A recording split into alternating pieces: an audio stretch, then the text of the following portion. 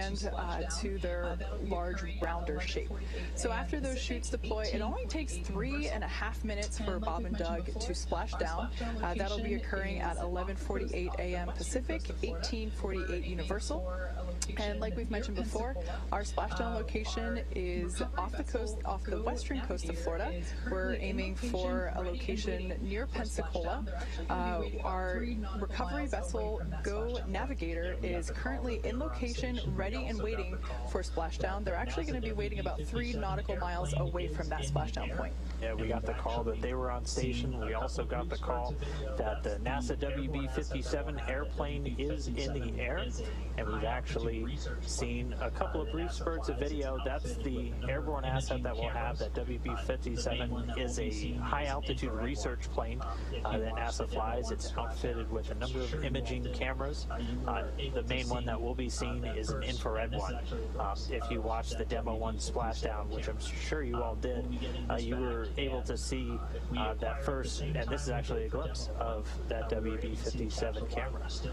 We'll be getting this back, and if we acquire it the same time we did for Demo 1, we were able to see the capsule while it was still in that atmospheric re-entry, so it was just this really bright light that all of a sudden lit up the sky, and that was the first view we got of Dragon. And so we'll use that to hopefully see during the entry, and then the initial parachute deploys, and then we'll have a couple more assets on the ground or on the water, on the boat, that will get a couple more views of Dragon as it delivers Bob and Doug safely to the ocean. Yeah, so as you can hear, all of this excitement will be happening in pretty rapid succession. On your screen now, you can see closest to the camera, we have NASA astronaut Doug Hurley. He is the pilot or the commander for this particular mission, and then there now on the camera to the right is NASA astronaut Bob Behnken. We are very fondly looking forward to bringing our space dads home this morning, and it looks like we mentioned before, that'll be happening in about an hour and a half. Again, targeting splashdown for 11:48 a.m. Pacific, 18:48 Universal Time. But like we mentioned before, the action really begins at the claw separation milestone, which is slated for 10:51 a.m. Pacific in about 38 minutes from now. So again, we are continuing to take questions this morning through Twitter using the hashtag AskNASA. Our next question comes to us from F1 Fanatic. Do the astronauts need to have face masks down during re-entry? That is a great question. Very astute observation that those visors are in the upward position. So right now, these suits are unpressurized, and Bob and Doug are breathing just the normal cabin air. Those face masks, or visors as we refer to them, do need to be lowered and locked during the re-entry period. We need the spacesuit to be fully enclosed during the more dynamic elements of operations, and certainly the re-entry period is one of them. So we'll actually at one point during the Deorbit Burn preparation phase, we will actually hear communication between ground station, or from ground here, Mission Control Headquarters at SpaceX to Bob and Doug, just to confirm and double check that those visors are in place where they should be. Our next question comes to us from Philip. Where exactly are the parachutes stored before deployment?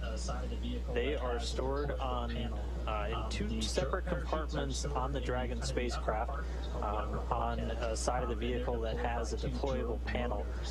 The drogue parachutes are stored in the upper part, it's called the upper bulkhead, and they're deployed by 2 drogue motors, or mortars, so pyrotechnics that are fired to actually deploy those drogue parachutes. Just further down the panel, kind of at the base of the spacecraft, is where the 4 main parachutes are stored, and again, those get drawn out by the drogue chutes. There are redundant systems in place to make sure that if the first set of mortars don't fire, you have backups to get these chutes deployed. We're one fault tolerant on both the drogue parachutes and the main parachutes. So 1 out of 2 drogues and 3 out of 4 mains is what the vehicle's been rated and tested to. SpaceX has done a tremendous amount of testing on these parachutes, even within just the last several months in the lead up to the mission, as parachutes obviously a very critical part of the re-entry. And this is something that is very meticulously packed and documented before the start of any mission. And NASA assisting SpaceX, as we have some experts who have been involved in parachute missions for decades. But the parachutes are stored under deployable panels, and we'll see them basically fire open as the parachutes come out and deploy at the different altitudes. Yeah, those panels are basically located above and below the side hatch panel. So if you are looking at the Dragon capsule, the anchor point for those parachutes will ensure that the side hatch will effectively be as far away from the ocean surface as possible, ensuring that we're able to expedite the process of egressing Bob and Doug from the capsule and the whole recovery process as a whole. Great question. All right, our next one comes from Scott. He wants to know, what are the tablets on their legs used for? What kind of devices are they? I think you've heard him call out a few times that they're using iPads on board, and they're really just essentially their user manuals. They're able to dial up different procedures, checklists, things that they're looking for throughout their flight. They're able to Velcro them essentially to their suits, and just like the main displays in front of them, they're touchscreen enabled, and they have the touchscreen capable gloves in their suits. It's really just another information source. Dragon doesn't have the big paper manuals that we were used to in the shuttle era and things like that, just kind of streamlining everything as much as possible. Yeah, absolutely. Like we mentioned before, this is a demonstration mission, and so Bob and Doug's job here is to make sure that everything is working as it should be. So a lot of what they're doing is going to simply be monitoring, well, not simply, paying attention can be, especially whenever there's a lot going on dynamically around you, is staying focused can be tough. So it's not an easy job what they have coming up, but they will essentially be responsible for monitoring all the data and telemetry that is being received on screens. And part of the debriefing that will happen once they get back on land is quite simply, was there anything that happened in reality that you weren't expecting or differed from what you were instructed would occur? So making sure that in the future fully operational missions that we have, starting with Crew 1, launching later this year, that those crews are fully prepared and that we make those, essentially those instruction manuals that they do have access to as perfect as possible, because it is essential that we have correct information and that the crew is informed and aware of all the operations that are going on, regardless of whether or not they're not the ones necessarily commanding, because the vehicle is autonomous, but it is important that they do know what's going on. All right, our next question comes from Sam. Might be the most important one of the day. Wanted to know if Bob and Doug can listen to the SpaceX webcast when they're inside the Dragon capsule. I mean, I certainly hope so. It's not like they have too much else on their mind. Right. No, they're not able to listen to us, but one kind of fun fact that always kind of makes us geek out a little bit is the crew members on board the space station will usually get NASA TV pumped up to them anytime their crewmates are launching or landing. So they're able to watch their friends and former crewmates as of just a few hours ago return home. So Chris, if you're watching, hi. Great question. Another one comes to us from Ruhr Rocker. Does the Dragon capsule have windows where Bob and Doug can look out? Absolutely. Actually, one of my favorite pictures that Doug Hurley has posted on Instagram to date was actually one of the first pictures he posted at the beginning of this mission, was a shot of what he could see outside of Crew Dragon's windows. There is a window located on either side of the side hatch, and it certainly will provide visual confirmation that re-entry is happening. Like Dan mentioned before, they'll be able to see a little bit of the energy that's being expelled during the re-entry period. Some of those pieces of the ablative material, as they heat up and are designed to flicker away, they'll actually be able to see that from the windows themselves. So it'll be quite the fireworks show. All right, our next one comes from Joe. Wants to know, does the Dragon capsule have Netflix? Another important question. Yeah, the answer to that is no. As our views here of the capsule cycle through, we'll be able to see what their screens look like. There we go. So there in the center screen, we actually have the ground tracking map. As you can see there, actually it might be kind of hard to make out, but Dragon is actually crossing over the Atlantic Ocean, now approaching what looks like England and Ireland. So it will be crossing over into Europe soon. And also on those screens to the left and the right of that ground track screen were their telemetry screens. So those will be the interface that they use during the deorbit burn, and that's what they'll essentially use to make sure that everything is looking good and performing nominally. Yeah, and I mean, that center screen that you just saw, that's essentially the same map that we've been looking at throughout our coverage here today. So they're looking at a lot of the same data that we're trying to give you guys down here on the ground. Just where are they over the Earth? Because it can be a little disorienting to look out the window and figure it out quickly. But they're able to see just how far along their orbit they are, where those milestones are coming up. So they can just, again, they're in a monitor mode and they're ready, locked and loaded to jump in if required. Our next question comes from Roshan, who 7-year-old Ian wants to know, why is the Dragon capsule cone-shaped? For a very specific reason, and it's why a lot of spacecraft are in a capsule shape. When they were trying to really figure out the most efficient way to re-enter the Earth's atmosphere, both from handling the trajectory without having wings like a space shuttle, starting over. When they were really first trying to figure out how to best shape a spacecraft to efficiently and effectively re-enter the Earth's atmosphere in the safest configuration, where they essentially landed on was a cone shape. Or a capsule shape. There were very initial drawings that you could find all manner of spacecraft that were put into wind tunnels, but at the end of the day, all the way back in the early days of spaceflight, when we were in the Mercury and the very early days, they were able to determine that the capsule shape was really the most efficient. That shape of heat shield dissipated the heat the best, was the easiest to control, and was really the safest option. And physics haven't changed since the 60s, at least not a great deal. So that's why you still see a lot of capsule-shaped spacecraft, and it's really just for re-entering an atmosphere. Good question.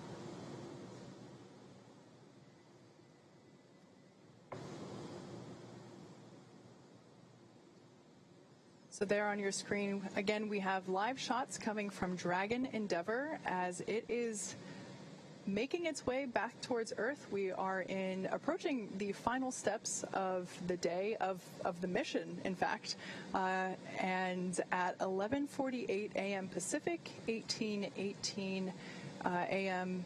or p.m. excuse me, Universal. We will have the splashdown of Dragon Endeavour. So right now, Bob and Doug are essentially cycling through, preparing for what we call deorbit burn initiation. This will be where the deorbit burn is what will be placing Dragon on its final trajectory to a specific landing location. That location there were 7 possible ones. We determined the best one for today's re-entry to be off the coast of Florida near Pensacola.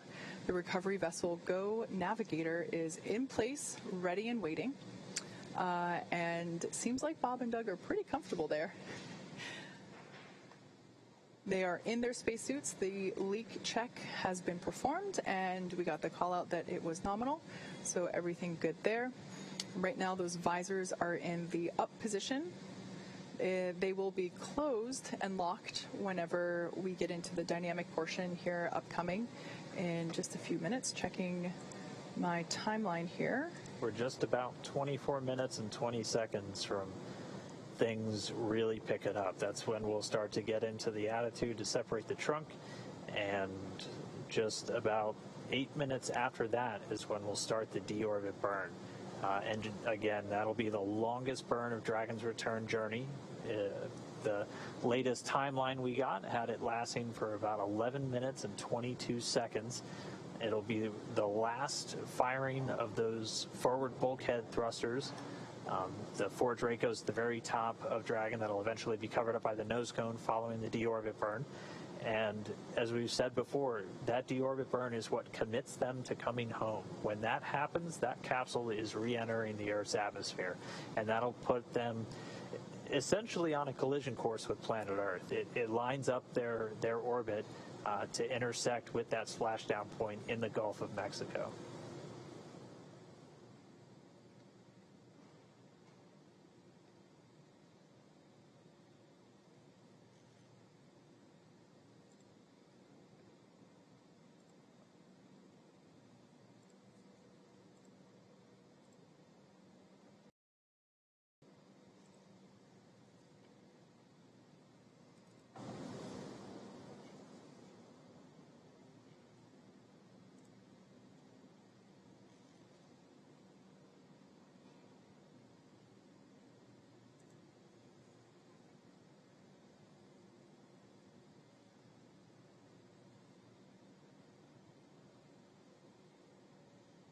And while we have just a few more minutes until we get to that, we still have some questions coming in. Again, if you have one, jump over on Twitter, use the hashtag AskNASA.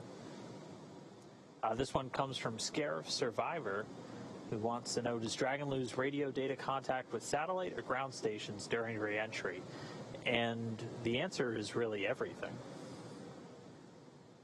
As that plasma builds up around the spacecraft, it essentially prevents signals being sent or transmitted or received by Dragon's antennas around the outside of the spacecraft. So it's both satellites and ground stations that it won't be able to communicate with. But again, Dragon continues flying itself. We know what its orbit is plotted out to be, so we know where it is, and we even know the expected time of that blackout, about 6 minutes. So it does lose contact with everything. We won't be able to hear from Bob and Doug until they're on the other side of that blackout, and then we'll reestablish communication with Dragon.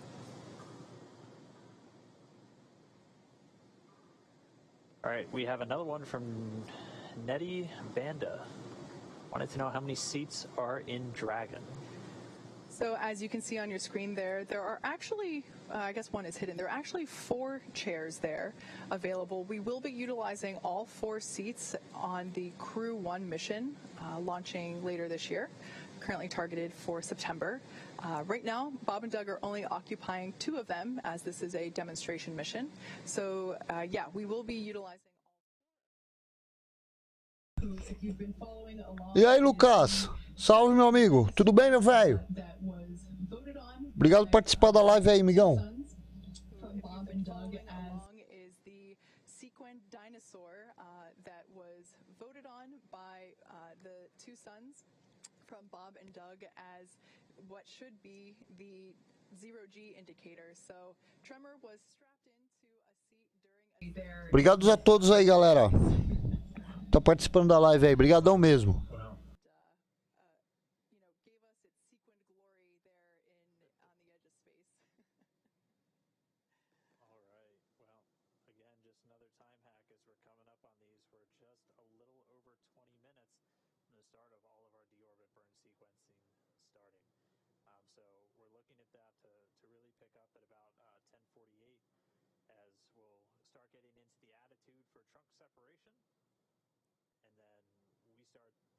Basically executing a bunch of steps that are going to commit Bob and Doug to this reentry. Yeah, we're looking forward to those. It'll be quite the journey. Now, of course, with respect to the deorbit burn, Bob and Doug will remain in their seats and strapped in for the entire duration. In fact, they won't be exiting those seats until they're able to egress or exit the capsule after it has splashed down and been recovered out of the ocean and safely resting in the nest of the recovery vessel. Along that note, our next Twitter question is from Brett. The question is, what is the orientation of the astronauts when seated? As in, do they face the front or the top of the capsule, and do they find it comfortable? Great question there. So in the views that we just had a couple minutes ago, they were, I guess what we would call in the reclined position. Brasil Code, seja bem-vindo, meu amigo. Obrigado pela presença. Between the two positions, they actuate in order to make sure that whenever there are G's being experienced, that it is in the most comfortable and safely ergonomic way. Aí, Lucas, eu preciso de memória 8 GB. Tem aí alguma perdida aí, velho? It also helps them to get in and out of the capsule. It's a little trickier whenever the seats are in the up position or when they're reclined facing upward toward the top of the capsule. As for comfort level, I've heard that they have found it pretty comfortable. The seats are actually custom fitted for each astronaut destined to be flying in it. So whenever a crew member is assigned to a mission, they will also be assigned a seat. Cara, eu preciso de memória 8 GB DDR3. Vê uns preços show aí que conforme for eu compro de você.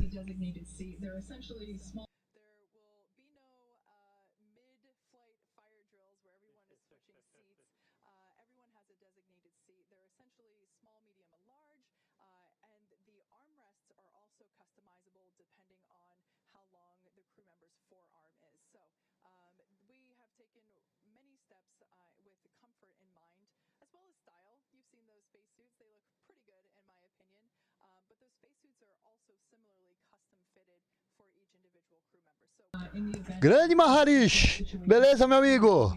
Seja bem-vindo aí, meu velho.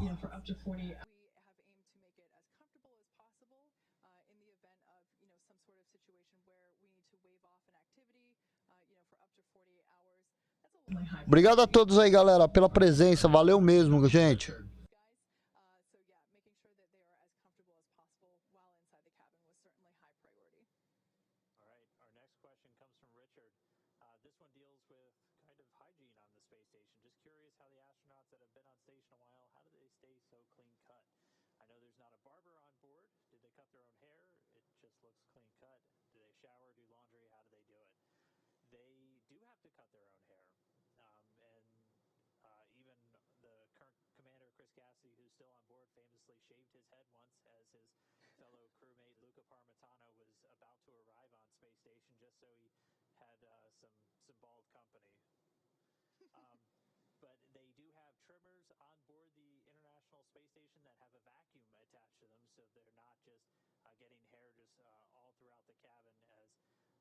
O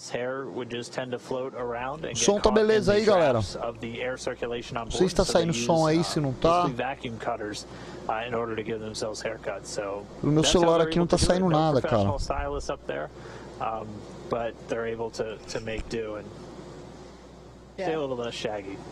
Quick time check here as we just passed 10:30. It's now 10:32 here in California. We are less than 20 minutes away from our first event here on our list as Bob and Doug begin to continue to check off the boxes of their return home. That first event is claw separation. That's essentially the initiation of trunk jettison. All of that means that we will need to unlatch the claw from the trunk. Valeu, galera. Tá de meio ruim de sair aqui o som aqui no meu celular, não sei porque, pensei que não tava saindo aí também. Telemetry, power, all that good stuff. We need to expose the trunk in order for the capsule to deorbit. So we will jettison the trunk and then we will begin a deorbit burn a couple minutes later. That deorbit burn is slated to begin at 10:56 a.m. Pacific, 18:56 Universal Coordinated Time. So in just under 23 Putz, Lucas, falta muito pouco, cara, muito pouco mesmo. Falta acho que 100 horas. Acho que nem isso agora.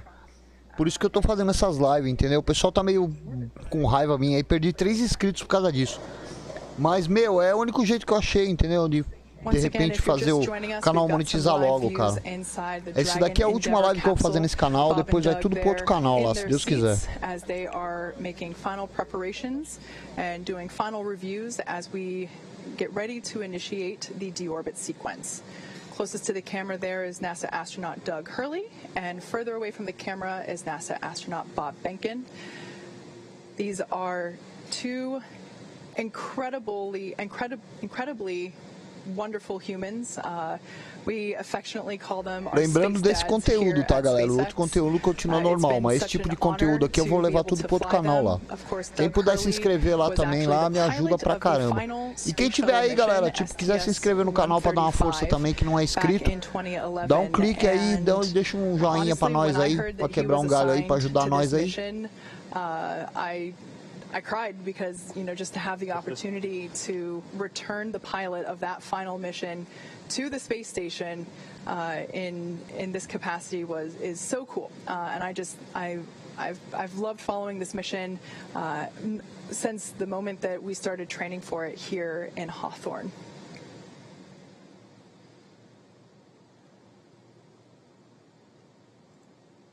Well, we know that they're ready. They've done all of their suit checkouts, everything to get themselves to this point. And once we begin these events, they're going to keep a very close eye. Sabrina, Again, seja bem-vinda. crew is always in the loop to Obrigado step pela in, presença. But Dragon going to be executing all of these different maneuvers and separation events automatically via a pre-programmed timeline. We're continuing to count down. We'll have our first maneuver in a little under 13 minutes. We're a little over 15 minutes from the claw separation. That claw connecting the service module to the Dragon capsule itself. A series of quick disconnects will retract, cutting off any of the fluid and data paths between the two. And then shortly after that, just a few seconds later, the trunk will separate. And then we will be just less than 5 minutes away from that deorbit burn. Again, deorbit burn expected to last 11 minutes and 22 seconds.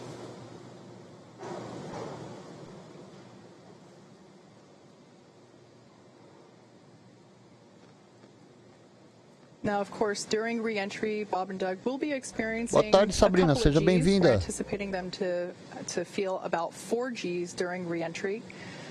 This will make it a little difficult for them to move their arms around. Not impossible, but essentially what they're doing right now is reviewing all of the event details for splashdown, making sure that and I've said this before, they have rehearsed this both they've rehearsed the sequence of events in person with the recovery team, as well as through simulations here at Mission Control, or at SpaceX headquarters in Hawthorne, California.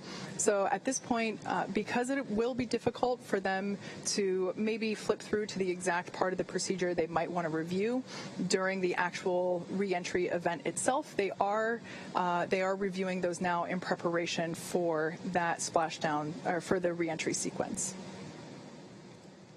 We've got another Twitter question. This from Laura Mountain. This one's Obrigado a cool. todos pela presença aí, galera. Obrigadão mesmo. Or does it sound like an airplane? Well, it doesn't sound like an airplane, at least not right now, as they're still flying through the vacuum of space. There's none of that rushing air. They'll get some of that. A reentrada vai ser daqui a pouco. Eu não sei se vai ser 3 horas ou é 3 e alguma coisa. Então a gente vai ficar aí até a reentrada, beleza? And one of the really cool things they've done to train the crew is SpaceX had a number of microphones placed throughout the cabin during that Demo 1 flight last year. And they were able to record what it sounded like inside through all of the major burns, the launch, the descent and landing, everything. And in the trainer upstairs here at Hawthorne at SpaceX headquarters, they have speakers set up where, as they're doing simulations or practice runs of the different phases of the mission, they're able to hear what it should sound like inside Dragon as they're going through that. So I know that's one thing Bob pointed out is one of the things they're looking for is, does this sound like I was expecting it to?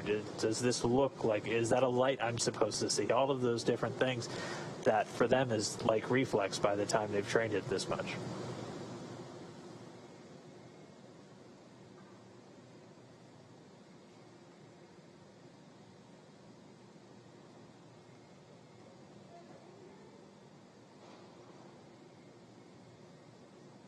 Se puder dar um like aí, galera, pra dar uma força pro canal, eu agradeço, beleza? Só deixar um likezão aí, só pra dar uma força aí. Ajudar a monetizar logo esse canal, por favor. Alright, well, at this moment, we are less than 10 minutes away from this sequence starting. We are just about 9 minutes away, in fact. And first we'll see that maneuver where we'll get into the proper attitude or point the Dragon really in the right direction for the claw and trunk separation. We're essentially going to do a 90-degree yaw maneuver, turn Dragon sideways to make sure the trunk goes out and away, not coming out in front of or behind the capsule, essentially re-entering the atmosphere with the capsule. We're going to avoid that. And then Dragon will position itself for the deorbit burn. It's going to point those forward bulkhead thrusters into the direction that it's currently traveling. This is called a retrograde maneuver, and this is done specifically to, we're going to slow the capsule down, but more than anything, we're changing the perigee, or the lowest point of the capsule's orbit. Again, essentially putting it up on an intersection point with that spot in the Gulf where we're coming home.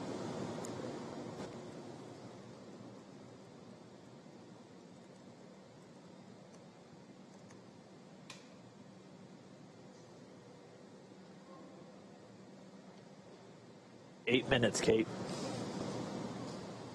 We are getting close.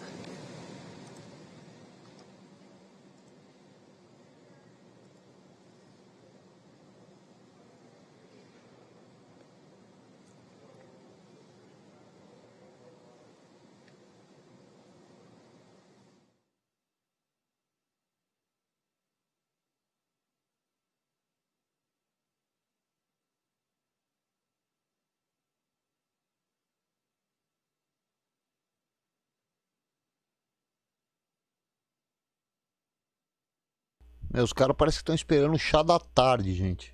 Eita! Ah, tá. Pensei que tinha cortado o negócio.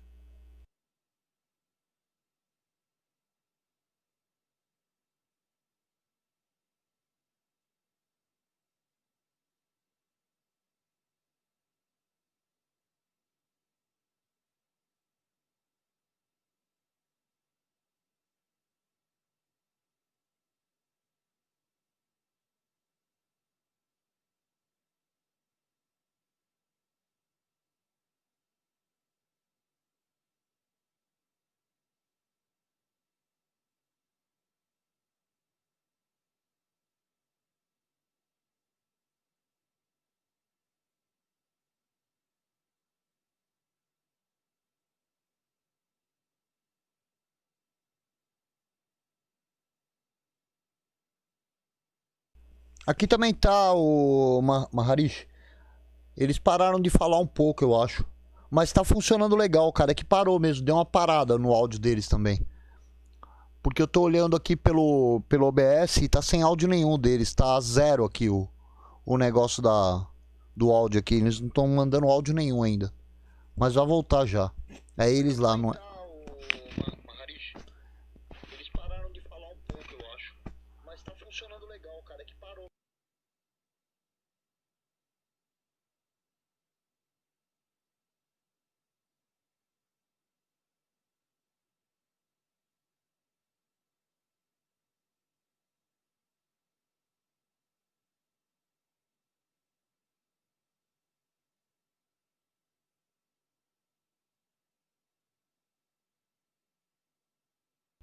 Cara, eu preciso de um microfone urgente, meu, porque senão, microfone não, fone de ouvido, porque senão fica dando retorno da minha voz no microfone, aí eu tenho que ficar desligando o microfone toda hora. Ó, vai voltar a falar, ó.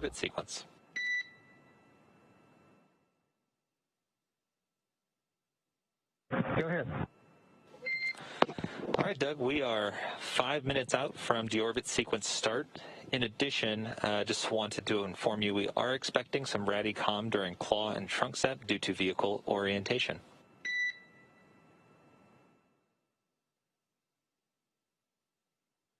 Okay, copy. We see 445 left for the slew, and then radicom during the claw set.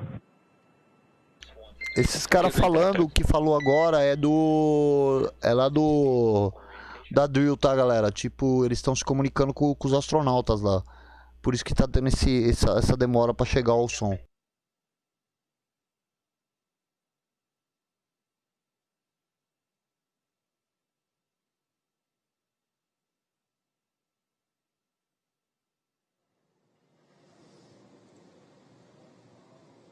Kate, we are almost 4 minutes away from this starting. Yeah, we just heard the call out there, confirmation from SpaceX Core down here at Mission Control to Crew Dragon that we now under 5, but at the time of the call, 5 minutes away from. Então, Lucas, agora deu uma melhorada legal, cara. Tipo, meu, agora tá pelo menos 12%, entendeu? Dos meus inscritos estão vendo o canal. Antes tava com 4%, cara, 5% só dos inscritos. Agora pelo menos tá dando 12% dos inscritos. Não é muito ainda, mas é só isso que tá dando, entendeu? Não é muito não, cara, mas o pessoal tá mais engajado agora do que antes. The number was that you quoted earlier, Dan, but they have done thousands of orbits around Earth during their 2-month duration on station. So it is really exciting that the line that we see on that trajectory map is no longer fully around it. They're coming home. We're not seeing 2 lines showing what their next orbit is going to be. They are on their final orbit of planet Earth. And this is their 1024th orbit. Esse negócio da live é bom por causa disso também, cara, porque aí eu posso trocar ideia com os inscritos, entendeu? Que, meu, tipo, cara, a gente fala aí, é difícil você se comunicar realmente com os inscritos, entendeu?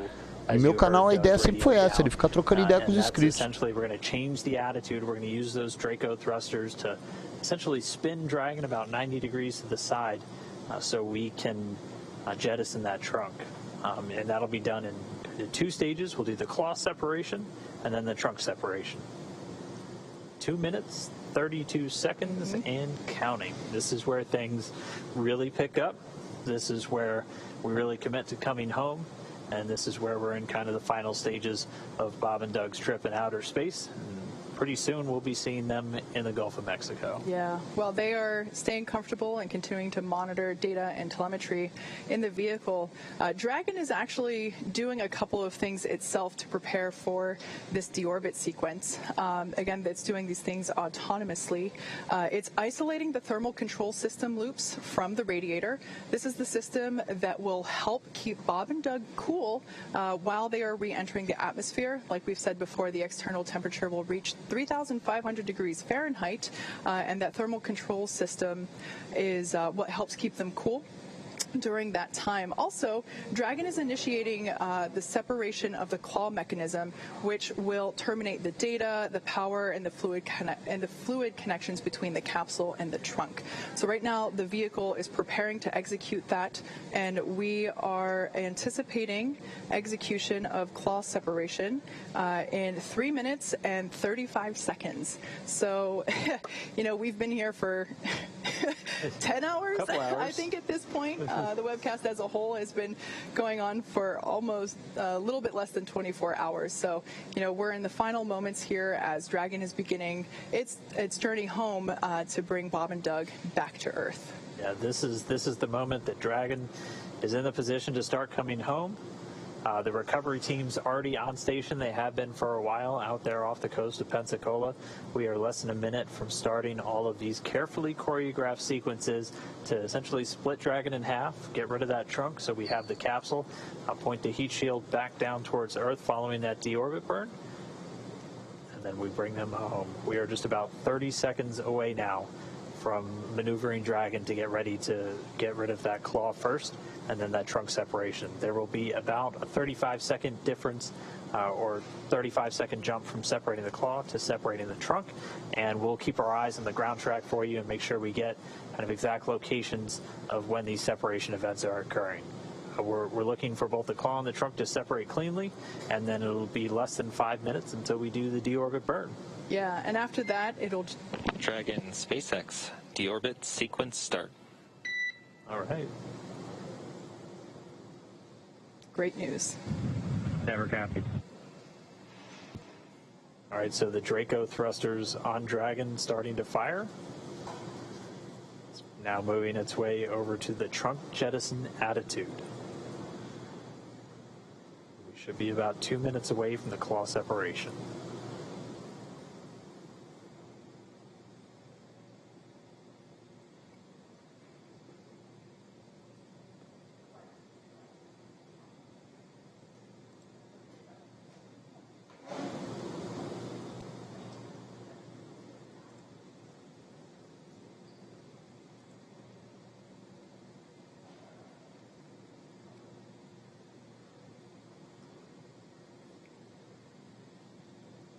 For those of you that are just tuning in, you are just in time.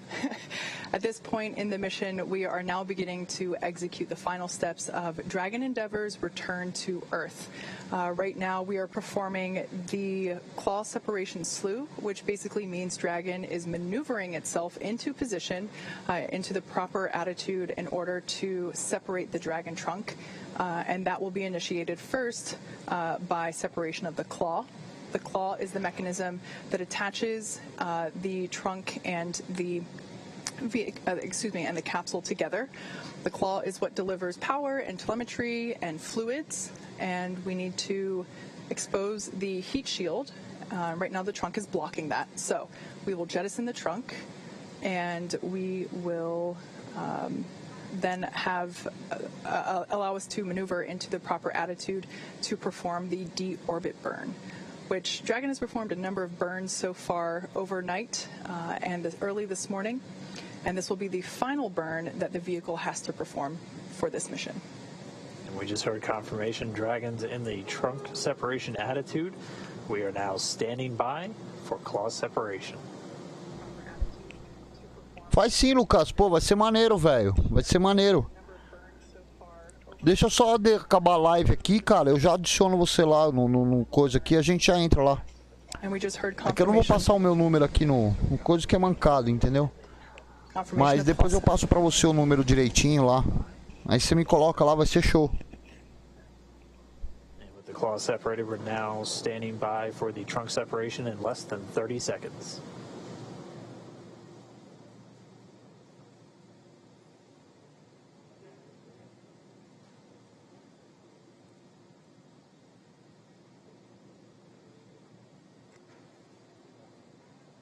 Ten seconds till trunk separation.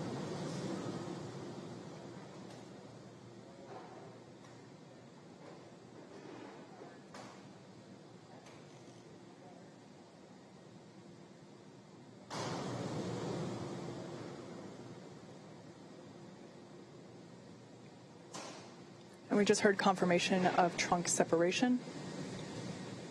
The trunk separation coming at 10:52 a.m. Pacific, with Dragon flying over the Indian Ocean just off to the west of Australia. Dragon SpaceX, we showed nominal trunk jettison.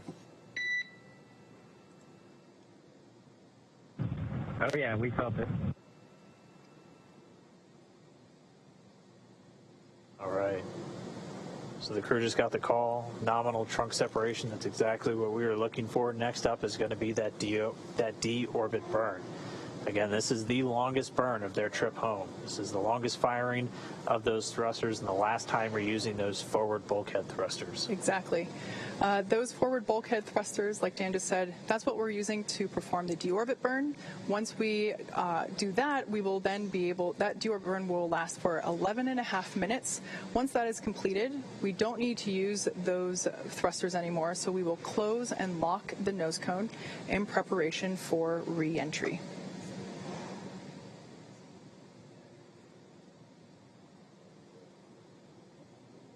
So we're a little under 3.5 minutes from the start of the deorbit burn. Again, our sequence of events has started. Grande Spock, seja bem-vindo, meu velho. Obrigado pela presença, cara. 51 a.m. Pacific. It's 17:51 GMT or Universal Time. And then at 10:52, just a minute later, the trunk separating while Dragon was flying just off to the west of Australia. So claw separated, trunk separated. Next up, deorbit burn. Yeah, right now, Dragon is running exclusively on battery power now that the trunk is separated. Also, right now, telemetry is looking really good for the vehicle. The nitrox system is primed for cabin and suit cooling, and the heat shield is exposed and ready for atmospheric re-entry. Like I said before, that nitrox system, which is essentially the air that we breathe every day down here on Earth, nitrogen-oxygen combination, a mixture.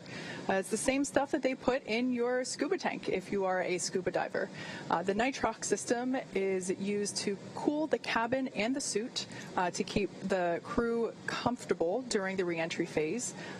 They will actually have cold air flowing through their suits themselves, as well as pass through the cabin itself. So a two-pronged approach to maintaining a comfortable temperature there inside the capsule.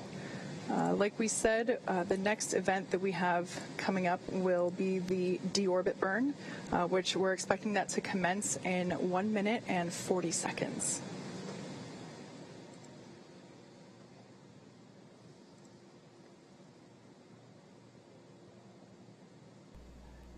Então, Eloy, se eu não me engano, eu não tenho muita certeza, mas parece que vai ser 3h40 a reentrada.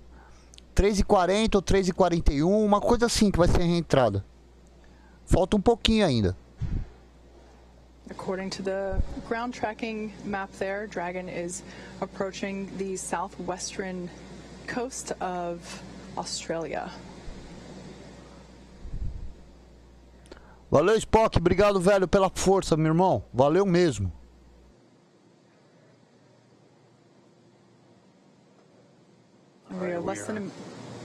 We're excited. Jinx. We are inside a minute to deorbit burn. And again, one more time, this is the long one. This is expected to last 11 minutes, 22 seconds. This is that burn that commits the Dragon to re-entering the Earth's atmosphere. And you can get kind of a sense of just how far they're going to go. By the time they fire this burn, they're just going to be off to the southwest of Australia. And this is going to realign their orbit to intersect with that point off the coast of Pensacola where they're going to be splashing down. Yeah, this is the moment where Dragon is fully committed to the re-entry point. Again, we are aiming for just off the coast of Pensacola, Florida. Our Imagina, Eloy, que é isso? Go Navigator is ready and waiting. Mas vai ser mais ou menos por aí mesmo, umas 3 horas ou 3h40, uma coisa assim. Se eu não me engano é 3h40 mesmo a reentrada. If you're just joining us, we are now in the final steps of the deorbit sequence. The deorbit burn will be starting here in just a couple of seconds. And we just heard confirmation deorbit burn has begun. That coming at 10:56 a.m. Pacific. Again, while the Dragon spacecraft just off the southwestern coast of Australia. So here we go. 11 more minutes to go. I'm ready, and I'm sure it's safe to say that Bob and Doug are ready. They've done a number of interviews over the last few weeks while they were on station, and just the excitement and the enthusiasm for the mission is palpable. Just the opportunity to be able to fly these two incredible humans to the International Space Station and back is such an honor, and we're just really excited to get our space dads home safely and back to their families as quickly as possible. This deorbit burn that we are currently in, it will last 11 minutes and 22 seconds.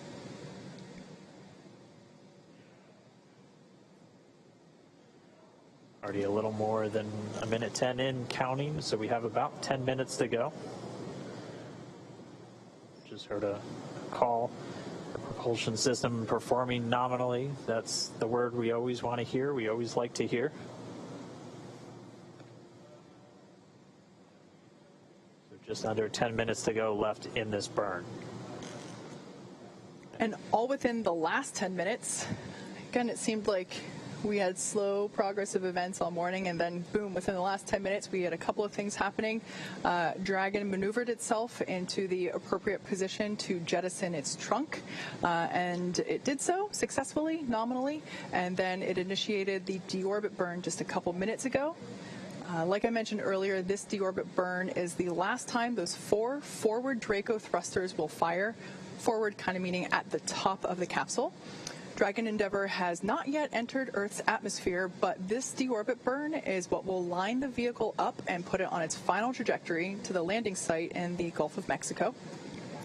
Right now, although we can't see it at the moment, Bob and Doug are using their screens to keep tabs on the burn duration, Draco thruster firings, and trajectory details such as entry angle, capsule perigee, and how much distance is remaining until that deorbit burn terminates.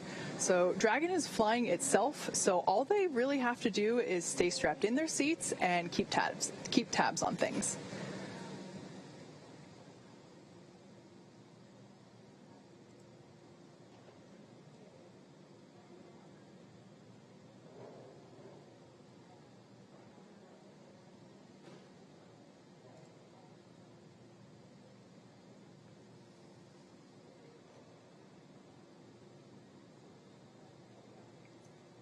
So while this burn is completing, again, we're just a few minutes into it. It'll last 11 minutes and 22 seconds. We have a couple more events coming up afterward in, let me check my timeline here real quick. In just under 44 minutes, we will have the initial parachute deployment. So that is essentially when we will be deploying the drogue parachutes, the small parachutes that are designed to further slow down the capsule as it is re-entering the atmosphere, as well as stabilizing it. And then a minute after that, we will deploy the drogue parachutes, and that is targeted for 11:44 a.m. Pacific, 18:44 Universal. And then just a couple minutes after that, we will have splashdown. So again, that's all in just under 44 minutes. Right now, we are performing the Deorbit burn. We've got a little over 7 minutes left in this burn. And the only performance call we've gotten so far is everything's still looking good with the propulsion system on Dragon. Once this burn completes, we will have kind of a couple minutes, about 3 minutes to catch our breath before things pick right back up and we get the nose cone closed. And then there'll be a bit more of a gap, and at that point they will maneuver Dragon to its entry attitude, essentially heat shield pointed down and into the line of velocity, and that heat shield protecting them from the heat of reentry. Temperatures getting up to about 3,500 degrees on the Dragon spacecraft. But mais uma vez, obrigado a todos aí, galera, pela presença de vocês aí, valeu mesmo. 10:56 a.m. Pacific time, 17:56 GMT.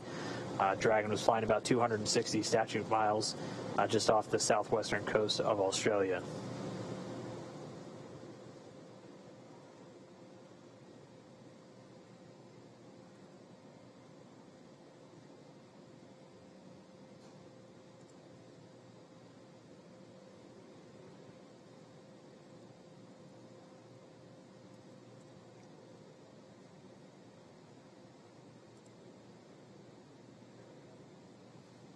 So right now, during this burn,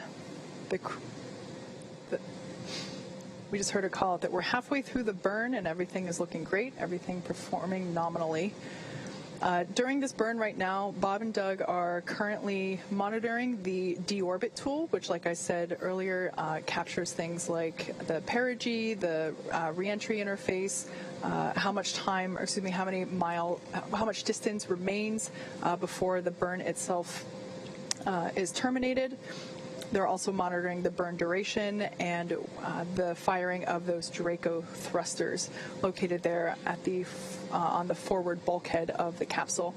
There on your screen, you actually can see what Bob and Doug are seeing right now. That is that tool on their screen. So on the left and the right of the center screen, that is the Deorbit. That is the Deorbit monitoring tool.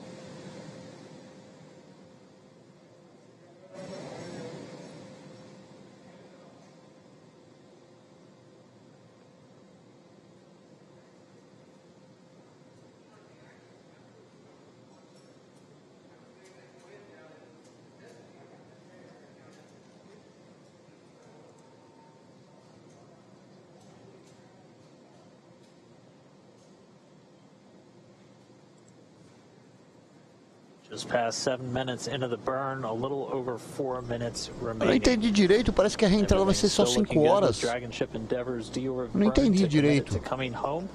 A não ser que seja no horário deles lá. For our splashdown. Again, our splashdown time right at 11:48 and 24 seconds Pacific was the calculated time. It would be typical if we're a couple seconds on either side. But that time is 18:48 GMT or universal. But we're already through several of the really major steps to initiate this re-entry. The claw is separated, the trunk is gone, the deorbit burn has begun, and we're more than halfway through, just a little under 3.5 minutes remaining.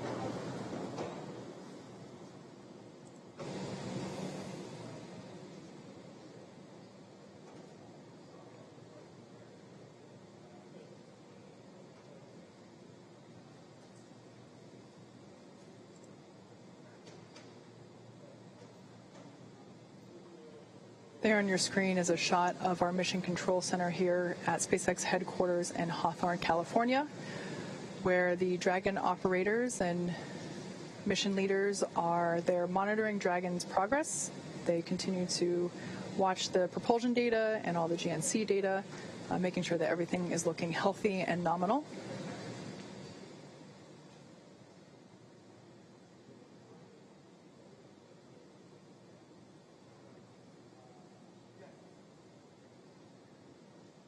We're just about 2 minutes, 30 seconds until the end of this burn. We'll listen for the call out up to the crew on the performance of the burn, and then they'll start moving into the next steps. Again, we'll get about a 3-minute breather before the next major milestone comes up when we get ready to close the nose cone, that protecting the docking ring, guidance, navigation, and control sensors, and also these 4 forward bulkhead thrusters that are currently performing the deorbit burn during the actual re-entry process. So we are at just under 2 minutes from the conclusion of the deorbit burn.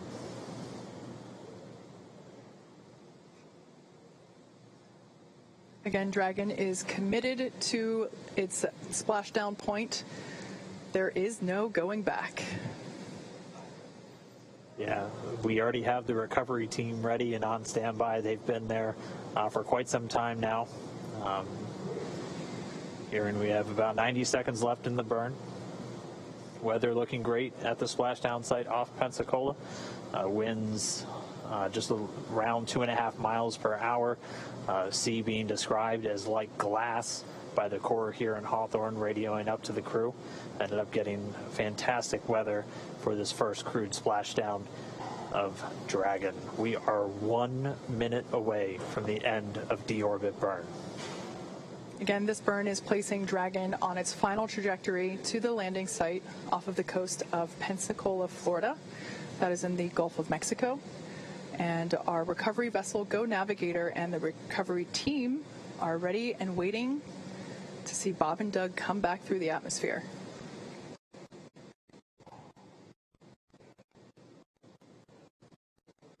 Like we said, this deorbit burn, during this deorbit burn, we're not re-entering the atmosphere just yet.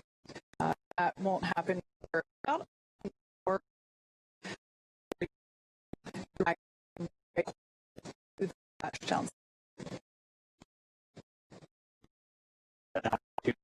Eles poderiam mostrar a reentrada dentro da nave, né? Seria legal pra caramba.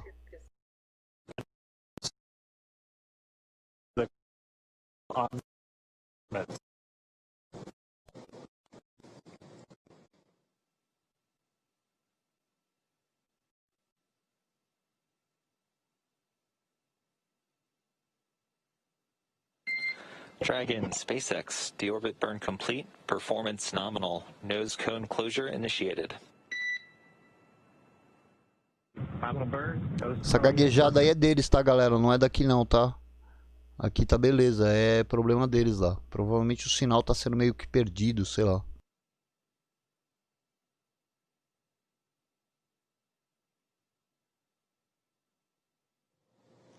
All right. Deorbit burn complete. We heard the call, nominal burn. Bob and Doug are on their way back home. This burn commits them to re-entering the Earth's atmosphere. All we have left now is to wait. That was really one of the last major moments before they start re-entering the Earth's atmosphere. We'll have the nose cone closure coming up next. That should be coming in just a couple of minutes, as we had about a 3-minute span between the end of the deorbit burn and that moment. Yeah, the nose cone is actually currently in the closing process, so it doesn't just snap shut.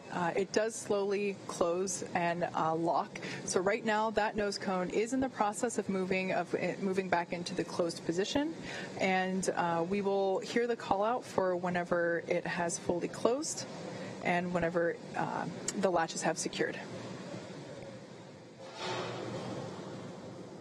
Seeing some data, it looks like it's about halfway there.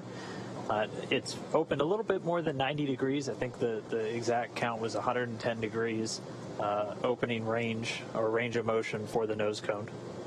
So we're a little more than halfway now to getting that nose cone closed.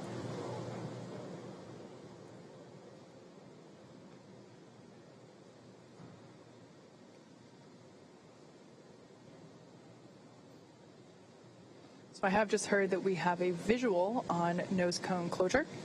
So it'll take a minute for the hooks to close in. They close in a series, so the first series will close and then the second will follow, and that'll take about a minute to complete.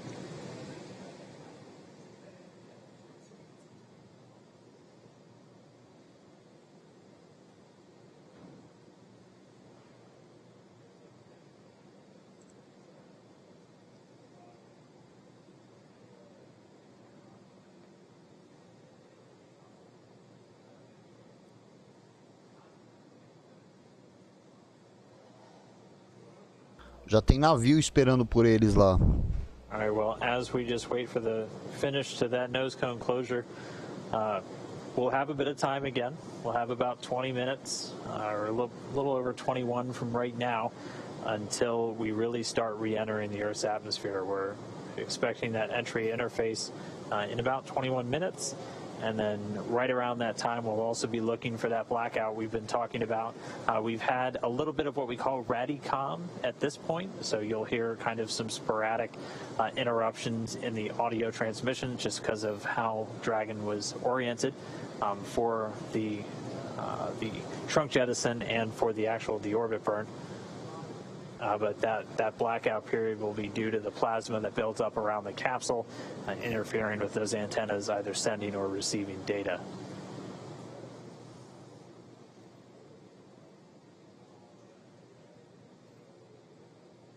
So I've heard the call out that the first set of hooks for nose cone closure are in motion. So this will complete in 2 sets. The first set is now in motion, so really good news to hear that. Everything looking good so far. Like I mentioned before, in the background, Dragon has inhibited the forward bulkhead Draco thrusters that we just used to complete that deorbit burn. This is to ensure that it's safe to latch that nose cone shut for re-entry. Also, the vehicle has initiated the Nitrox Purge. Nitrox is simply a mixture of nitrogen and oxygen. It's what we breathe, and the nitrox that is being purged into the system is cooled, so allowing that cool air to circulate around the cabin, but also inside of Bob and Doug's suits, will help to keep them cool and comfortable during re-entry, which will be coming up in about 20 minutes. Que ginga, Spock, hein? Qual ginga, velho? We're currently tracking 23 minutes and 20 seconds until entry begins.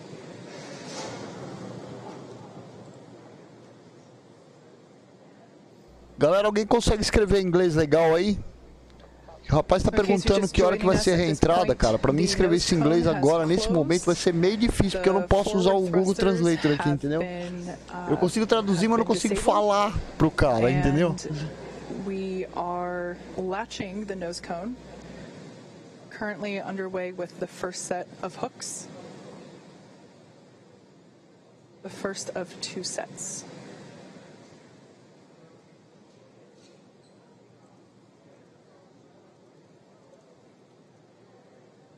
And we just had confirmation that the first set of hooks is closed, so now the second set will begin to close as well.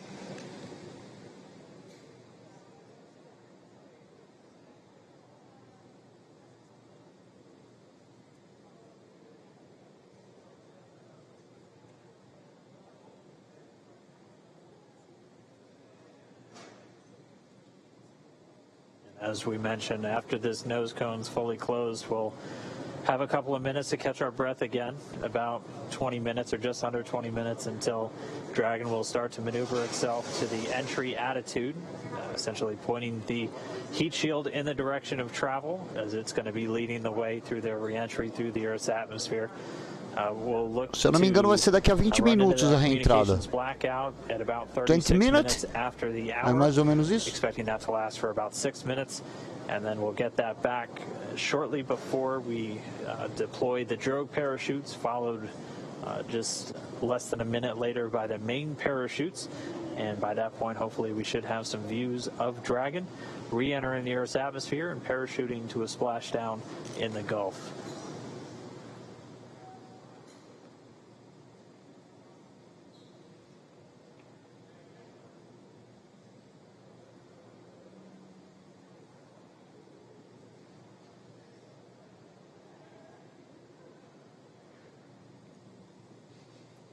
So there in the front row of mission control in the center, you can see CEO Elon Musk and our President Gwen Shotwell sitting side by side at those center consoles. In addition to those two, the room is filled with Dragon operators and mission leaders who are continuing to monitor the health and telemetry of the crew and the capsule. Right now, nose cone closure is underway. The first of 2 sets of hook latching has completed. And we just heard a call out that the SpaceX nose cone is secure for entry. Copy, we see it on board. All right, great confirmation there. Back and forth from Mission Control here to Bob and Doug up in Dragon Endeavour. That Bob and Doug have also confirmed on their displays that the nose cone has closed nominally and it is secure for entry.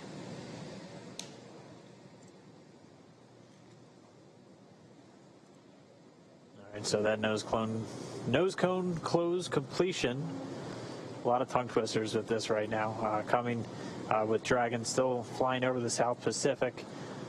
It is on its way home. We're going to gradually start to see its altitude dip.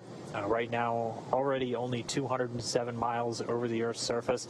It was at about 260 miles when it was still over on the other side of the Pacific Ocean off the southwestern coast of Australia when it fired its engines for that deorbit burn. So its altitude going to continue to drop. Once it gets to about 100 kilometers in altitude, or about 62 miles, it's going to begin what's known as entry interface. And that's when it really begins to start to feel the effects of the Earth's atmosphere. Will once again be experiencing lift and drag as it's no longer in that near vacuum environment in low Earth orbit.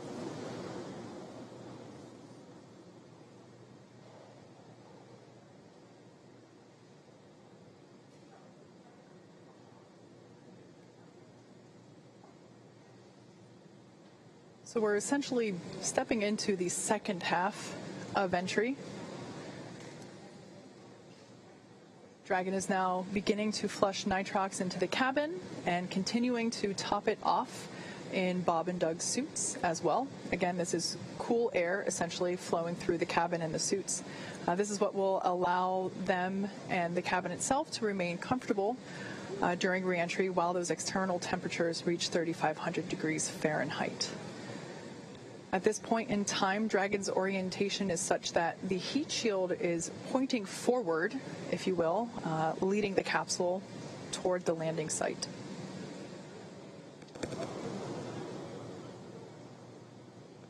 If you've been following along over the last couple of days, you know that weather has been a big ticket item for us. The recovery team has been busy over the last week working to determine the selection of a landing site. In order to increase the options for space station departures, the team identified a total of 7 possible splashdown locations. In order to meet NASA's timeline requirements for crew recovery, these potential splashdown locations have to be close to a port, and they have to be close to medical facilities.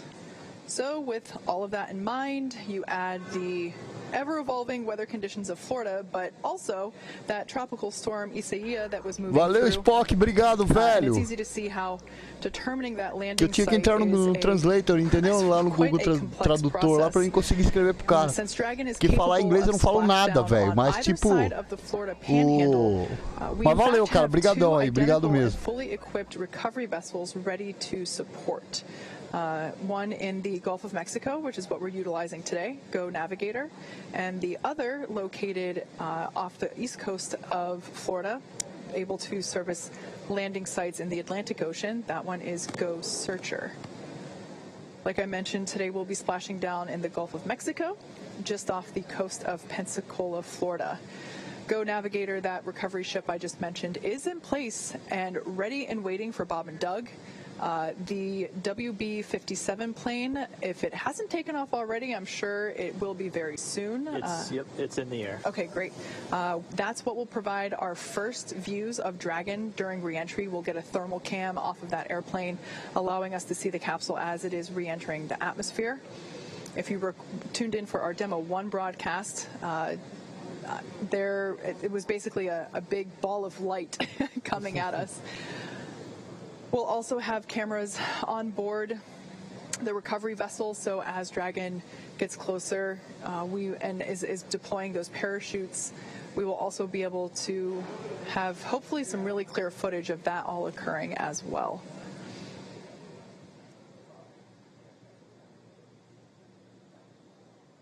All right, so Dragon's altitude continuing to dip. Right now about 174 miles over planet Earth. We're under 11.5 minutes from where we expect to hit entry interface, so that's where Dragon will really start feeling the effects of being in a denser atmosphere. And then we are still tracking that blackout to come right around that same time. We are under 27 minutes away from splashdown. So we are under 27 minutes away from Bob and Doug being on planet Earth for the first time since May 30th. To kind of put everything in perspective, the Dragon capsule departed from the International Space Station several hours ago, but according to what Dan just said, it's essentially halfway home just based on altitude alone. So the International Space Station is about 250 miles above Earth's surface. I think right now it's between 250 and 300. I think right now it's about 263 miles above Earth's surface. So based on that telemetry that Dan just read off, is from an altitude standpoint, Dragon is halfway home, and yet that second half is going to be covered in the next 27-ish minutes while we wait for splashdown and recovery, versus the several hours that we've been covering since yesterday. Yeah.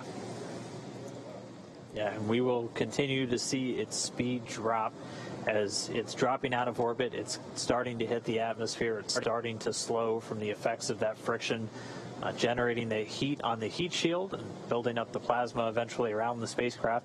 Its speed's going to continue to drop. It's already below 17,000 miles an hour, and it'll drop to essentially a terminal velocity of about 350 miles an hour right as those drogue chutes deploy.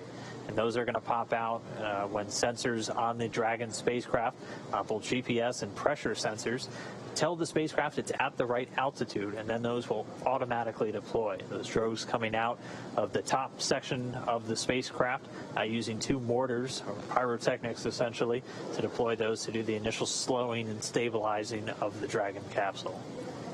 Yeah, then after that, the main parachutes will pop out and further decelerate it to about 119 miles per hour. And then that will continue to decelerate. And by the time that the capsule is splashing down in the Gulf of Mexico, it's only going 15, 16 miles per hour. So significant reduction in speed there over just the course of a couple minutes. That, of course, is a pretty comfortable speed. The way that the astronauts have described it previously with other types of missions also landing down, doing land landings at about the same rate. They said it feels like you're in a minor fender bender. Yeah, you're definitely running into something. You'll feel it, but they do a lot of work with the seats and the restraints with these crew members just to make sure, while it may be a fender bender, you got more than a seatbelt essentially holding you in. So they're very secure in their suits and in their seats, and they're going to stay in there even after Dragon touches down. We'll still have communication with Dragon. Once they're in the water, it'll stay powered on. Probably most importantly, the air conditioner will continue to work while they're in the capsule in the now Gulf of Mexico, and much warmer temperatures than they've seen for the last couple of months. And we'll still be able to talk to them from here in Hawthorne, and the recovery teams will be able to as well. Yeah. One of the things we might see them do, depending on sea states and everything after they touch down and the crew themselves, they'll still have a couple of demonstration tasks potentially to carry out. They have a satellite phone inside of the capsule that has its own satellite antenna integrated into Dragon. Valeu, Lulho! Dragon's ground track cross over Central America, out over the Gulf, culminating in that splashdown in the Gulf just off the coast of Pensacola. Galera, caiu, mas eu voltei aqui, beleza? Desculpa aí. Caiu a conexão aqui. Tô de volta.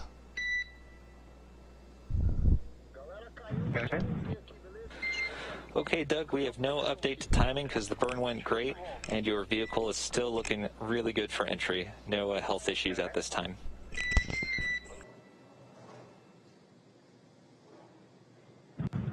Okay, Dragon copy. Thank you. In addition, the recovery team is go, and the weather is still great. Winds are about 2 knots and waves about 1 foot. From the ship, they're reporting very calm. How copy? Copy. Good weather at the landing area. Thank you. Okay, and last piece is that we do expect some additional RADICOM during entry prep 2 due to vehicle attitude. So if you can get us your entry check report a little bit prior to entry prep 2, we'd appreciate it. Copy. We'll go. Okay, thanks, Doug. So there we just had a bit of a briefing between Mission Control. E puder deixar o like aí, galera. Ajuda pra caramba o canal, beleza? Dá essa força pra nós aí. Confirming with them that the Deorbit Burn was great and that the timing on their pads doesn't need to be updated. We are able to upload new trajectory calculations, including times that remain live depending on how the burn goes, and at this point in time, those don't need to be updated. It is important that they do remain accurate because Bob and Doug, their primary mission right now is to continue to monitor the vehicle status and telemetry and data being presented to them on their touchscreen displays in front of them. Pois é, Maharis, estamos ficando importante, velho. Até os gringos tá entrando para falar com nós aí, tá pensando o quê? Deploy will be happening and when splashdown is expected. So making sure that the timeline of events, the sequencing is accurate is certainly important in order for them to stay aware and updated of upcoming events.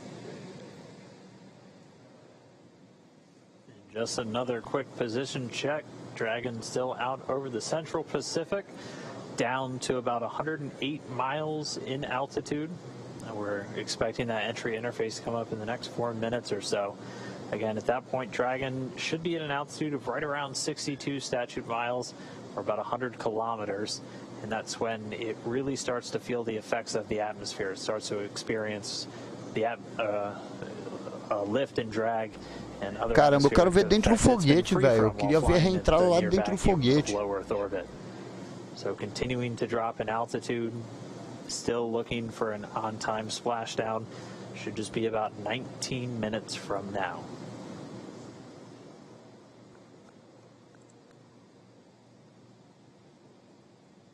And just a reminder, we do have that blackout period coming. So as they continue to dip in the Earth's atmosphere, na verdade não é foguete, né, cara? Agora é só a cápsula só. É só o cockpit, vamos dizer assim. More and more heat, eventually heating up the outside of Dragon to 3,500 degrees Fahrenheit. And as it hits that peak heating, it'll also be forming a plasma around the spacecraft. So we do expect to lose comm for about 6 minutes. SpaceX Dragon crew entry preps are complete.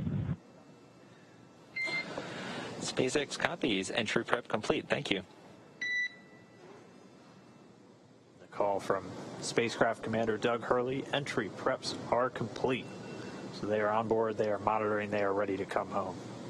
Yeah, and as of right now, entry prep should have also included final configuration of their flight suits. So we had a question from our social media earlier if the visors will be up or down. Those visors should be down at this point as part of that entry prep check. Eles estão em contato direto com os astronautas lá, cara. Muito legal isso.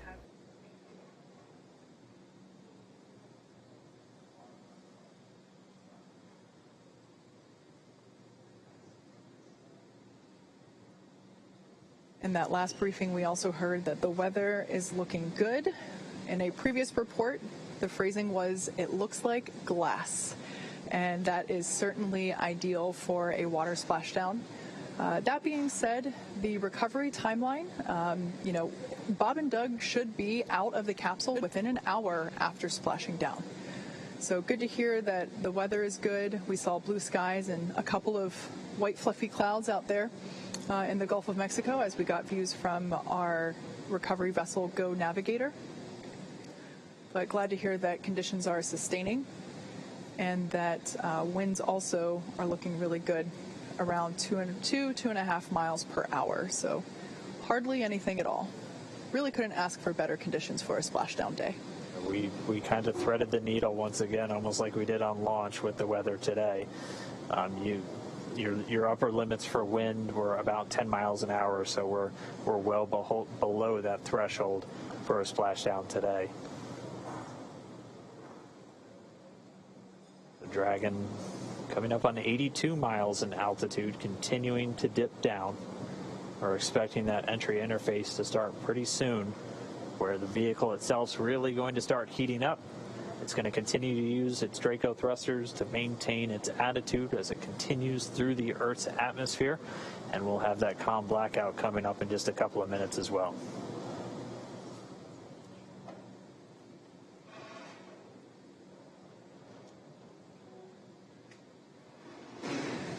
Or the cabin purge has started again. This is when they're going to flush the cabin of Dragon with cooled air. They're also going to do a suit purge, running cooled nitrox through the suits for Bob and Doug just to keep things at a comfortable temperature for them as the capsule goes through the re-entry and starts to heat up.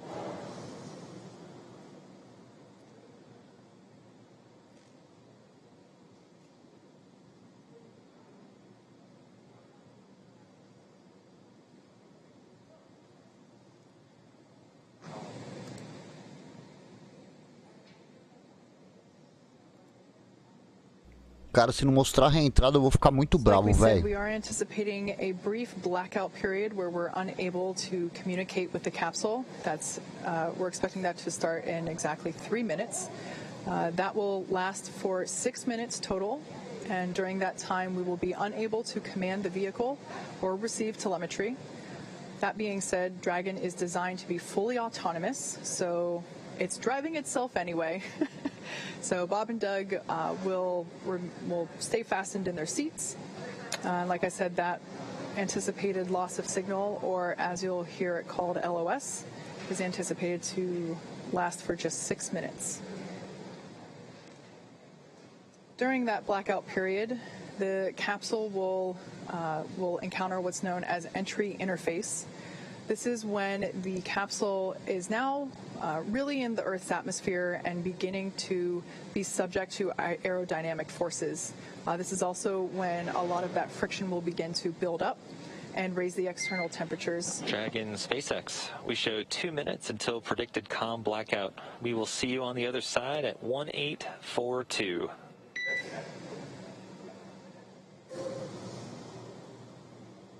Dragon copies 1842. We'll talk to you then. So there's that heads up communication from Mission Control to Dragon Endeavour, confirming that comms blackout. Like I was saying, during the blackout, the Dragon capsule will be going through entry interface, where it is encountering aerodynamic forces, really starting to build up the external temperature and that external temperature will reach about 3,500 degrees Fahrenheit. However, the interior of the cabin is environmentally cooled, so Bob and Doug should remain comfortable during their descent. There will be cool air flowing not only through the cabin itself, but also through their suits. The suits have sensors on them that are able to detect the temperature inside that suit, and once that sensor reads that it has reached the maximum temperature threshold, it'll flush the suit with some cool air and really circulate and cool it down.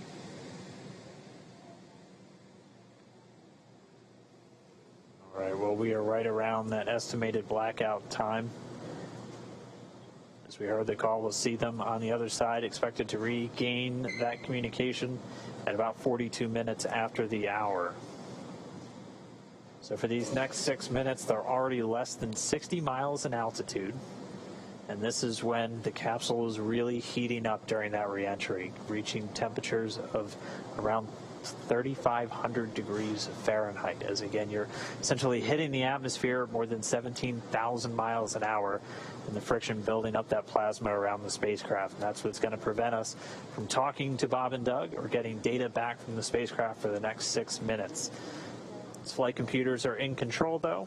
It's going to continue to maintain its appropriate trajectory and attitude, having attitude determination devices on board the capsule, not reliant on communications with satellites. And it's going to continue dragging down the correct path for this splashdown off the coast of Pensacola. So we are in that blackout period. We're going to continue to stand by until we get them on the other side.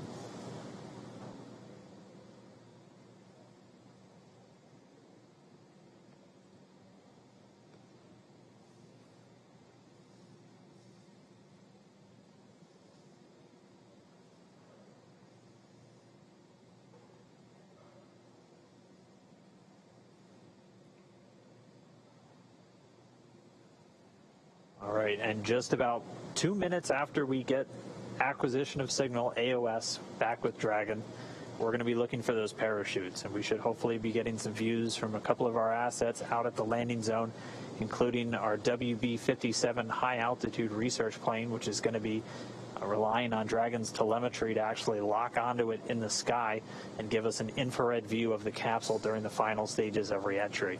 We're going to be looking for the drogue deploys at about 44 minutes after the hour. Those will be 2 drogue shoots. They're going to come out when the vehicle is still moving at about 350 miles an hour. It'll be at an altitude of about 18,000 feet.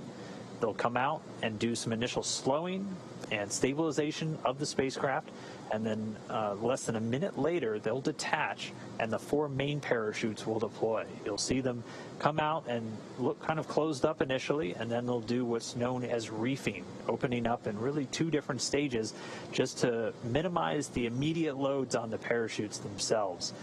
Those main parachutes will come out at an altitude of about 6,500 feet, with Dragon already slowed down to 119 miles an hour, and they'll do the rest of the slowing the whole way down until we splash down in the Gulf of Mexico. We should be 10 minutes away from splashdown.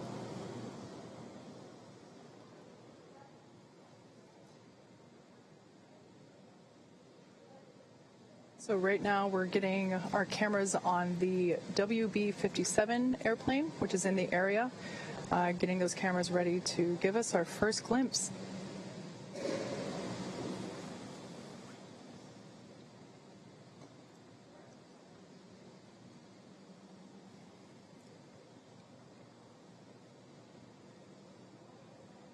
We should still have about 3 minutes left, a little less than 3 minutes, until we anticipate reacquiring our signal and our connection with Bob and Doug in the Dragon spacecraft. If you're just tuning in, we are in a blackout period that we were expecting. This blackout period will last a total of 6 minutes, and we're about halfway through there now. At the moment, Dragon is re-entering the Earth's atmosphere, and due to the plasma building up on the exterior of the vehicle, we're unable to communicate or send commands, but Dragon is fully autonomous. It is steering itself, and right now Bob and Doug are flying home.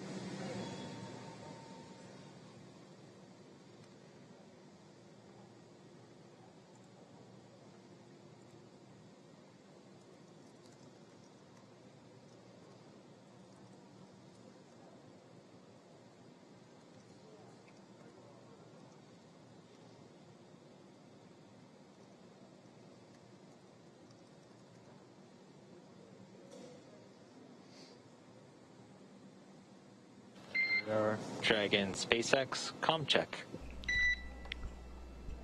Vai sim, Maharishi, vai ficar online aí sim, cara. Vou deixar ela online sim, só se tocar música, entendeu? Aí eu talvez corte uns pedaços. Mas fora isso eu vou deixar assim. Cara, brigadão, velho. Obrigado mesmo pela força aí. E... Cara, você podia deixar o link, acho que você deixou, né? Depois eu entro lá pra gente ver aí o... Pra mim ver sua live lá também, beleza? Eu vou lá te perturbar também um pouco. Mas obrigado, meu velho. Obrigado mesmo, Harish. Brigadaço, cara, pela presença aí. Até mais, meu velho. Copy, we've got you 5x5 as well, Doug. Looking good, and you can expect an automated chute deployment. Copy. It'll chute deployment. All right, really good news there. We have come out of the blackout period and we have reestablished connection with Dragon Endeavour with NASA astronauts Bob Behnken and Doug Hurley on board.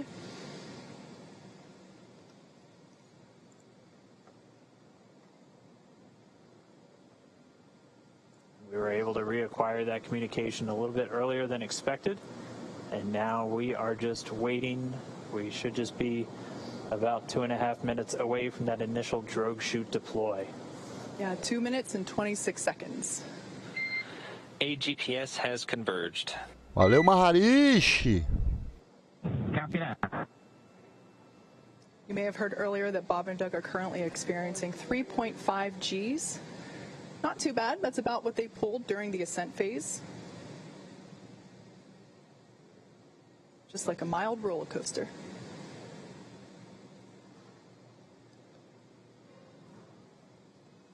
So the vehicle is now over the Gulf of Mexico.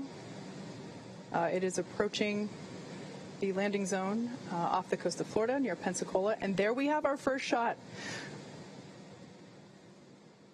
There it is, the first view from the WB-57 airplane. It is dipping in and out a little bit. This is going to be an infrared camera showing us Dragon re-entering. We have that comm back with Bob and Doug. You heard AGPS is converging. Dragon has 3 GPS units that it uses actually in the parachute deployment process as it helps, along with the pressure sensors, really give a solid altitude to the flight computers on when these are supposed to deploy. We're standing by for the drogue chute deployments. We should be just under 5 minutes away from splashdown. Passing 15 kilometers, brace for drogue window. Copy, we're braced. Just about 14 kilometers in altitude, 8.4 miles, continuing to descend. There on your screen, we have a shot of the capsule as it is preparing to deploy those initial parachutes, the drogue parachutes. Não tenho certeza, galera, mas estou achando que isso daí é do avião que tá filmando o raio lá da cápsula lá para ver onde ele vai cair, entendeu? Não tenho muita certeza, posso estar errado, mas eu acredito que é isso. Porque tem um radar aqui do lado esquerdo, tá vendo, ó? Right about now, the capsule is going about 400 miles per hour, decelerating quickly.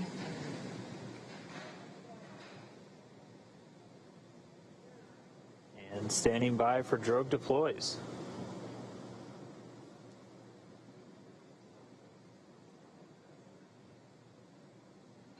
Visual, 2 drogues out.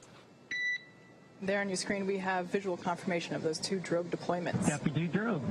All right, so 2 of 2, the drogues now out. They're going to do their slowing and stabilizing of the Dragon spacecraft. They should be detaching in just a few moments, and then we'll see 4 parachutes, the main parachutes deployed.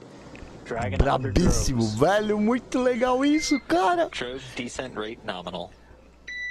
Olha os paraquedinhas abertos já, ó. Vai abrir mais ainda, esse daí ele só tá diminuindo a velocidade só. Ele só tá, tipo, cortando um pouco a velocidade, mas vai abrir mais. Se eu não me engano, são 3 ou 4.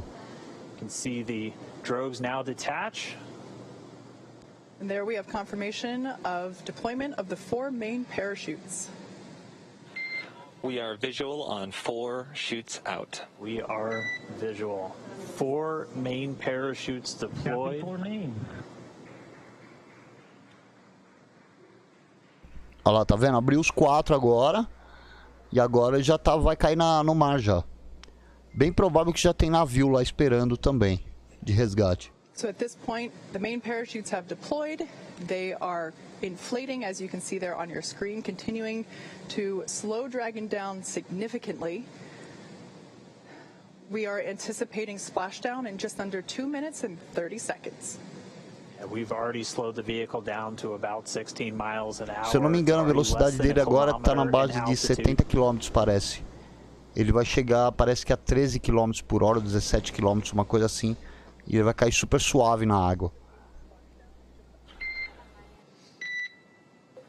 Main chute descent rate nominal, passing through 700 meters.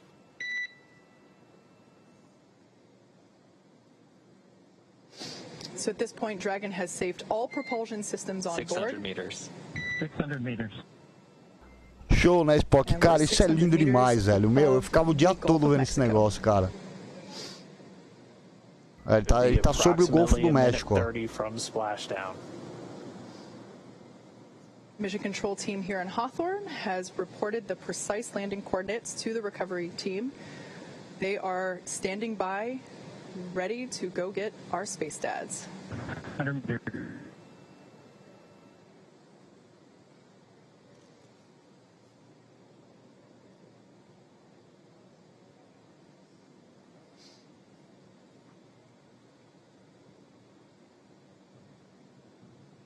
Just passed about 300 meters. Queria ver dentro da cápsula, cara, como é que tá.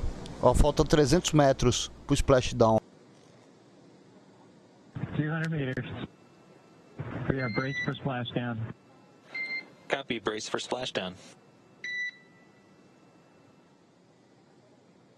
So there we heard Bob and Doug reporting that they are bracing for a splashdown.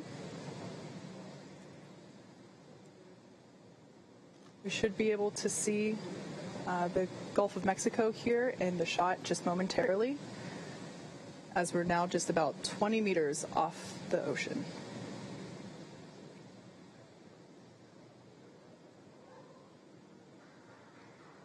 Splashdown.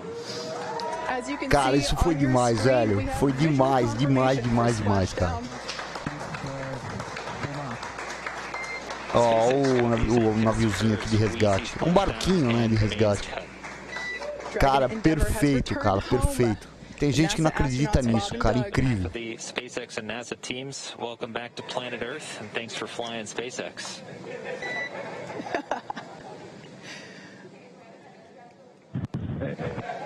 It's truly our honor and privilege to fly in flight of the Crew Dragon and Endeavour. Congrats, everybody at SpaceX. All good, and we're into section 4.800. Thanks for those words, Doug, and we copy that you are into 4.800. So great news all around there. Our space dads are back on Earth after a 19-hour return journey from space. Dragon Endeavour has splashed down in the Gulf of Mexico, just off the coast of Pensacola, Florida. And on your screen there, you can see our two fast boats, and they are indeed fast, racing out to greet Dragon Endeavour as it sits there. The first on there we can see a view inside the capsule. Agora estão dentro da cápsula. Estão de boa, velho. Estão tranquilão lá dentro, cara. Endeavour in 3.1, we show ourselves in stable 1. And SpaceX copies for vehicle assessment, step 3.1, stable 1. Good news. Cara, na boa, eu nadando chegava mais rápido que esse barco lá, viu, velho? Fala sério. Stable 2.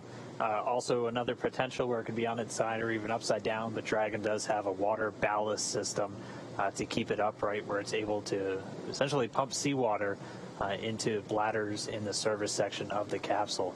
But they're upright. We already see the fast boats approaching. They touched down, came right on time at 11:48 a.m. Pacific, 18:48 UTC. Bob and Doug now in the water, and the recovery ops, they've already begun. We already see the fast boats starting to move in. We're still maintaining that good communication back with Bob and Doug and the team here in Hawthorne. Pretty soon we should be getting the go for them to move in, begin their hypergol sniffs, and begin wrangling up those parachutes. But we can see Bob and Doug inside the capsule, back on planet Earth. Yeah, those fast boats will be moving in to do a couple of things. They'll be performing what's known as a sniffer test. That's essentially to ensure that the air around the vehicle doesn't have any toxic fumes from the hypergolic propellants on board. So once we get the all clear from there, the water recovery lead will give the go for approach, and that's when the first fast boat will actually approach the capsule. Hopefully give a little wave to Bob and Doug through the window, and one of the team members will actually climb on top of Crew Dragon and begin to place the rigging equipment necessary to hoist Dragon out of the water. Oh, still getting a view from the WB. Mano, que imagem, velho. Mano. Brabíssimo, velho. Brabíssimo. Re-entering the Earth's atmosphere from up above. You can see the 4 parachutes in the water. We heard those were cut automatically, as expected by Dragon. So for now, the crew just standing by. Again, they're going to stay in their suits, in their seats. We're waiting for all these initial checks. Dragon, SpaceX, comm check. Loud and clear, how else? Loud and clear as well. Just wanted to verify a quick comm reconfiguration. Thank you.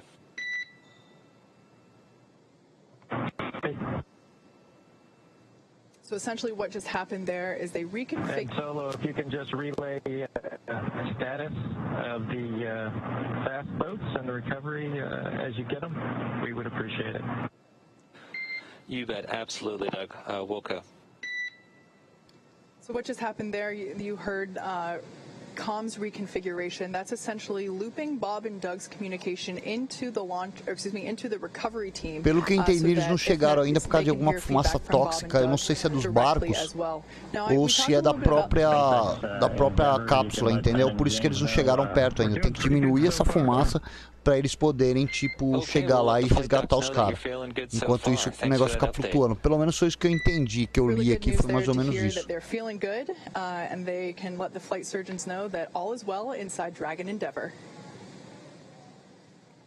All right, and it sounds like we do have one of our folks that's on location there with the recovery forces, NASA's Brandy Dean. She's joining us by satellite phone. Brandy, if you can hear me, I mean, what is it like right there in the water? What was it like to watch them splash down? For the test objective. So stand by at the console once we get it up and operating. I'll let you know. Okay, SpaceX copies. We'll be ready for that in just a couple minutes. We should have the go for you in just a moment. Please stand by.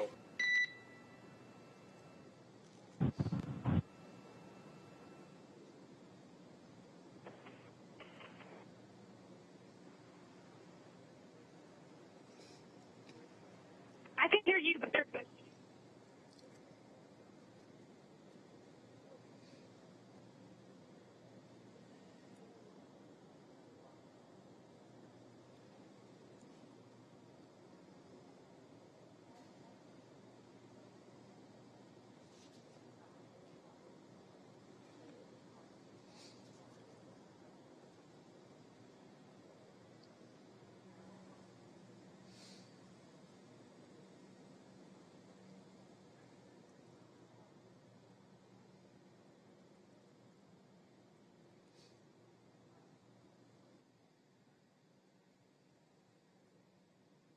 There in the center of your screen, Dragon capsule, waiting for the fast boats to approach and begin the rigging process. And there on the left-hand side of your screen, we can see that second fast boat come into view.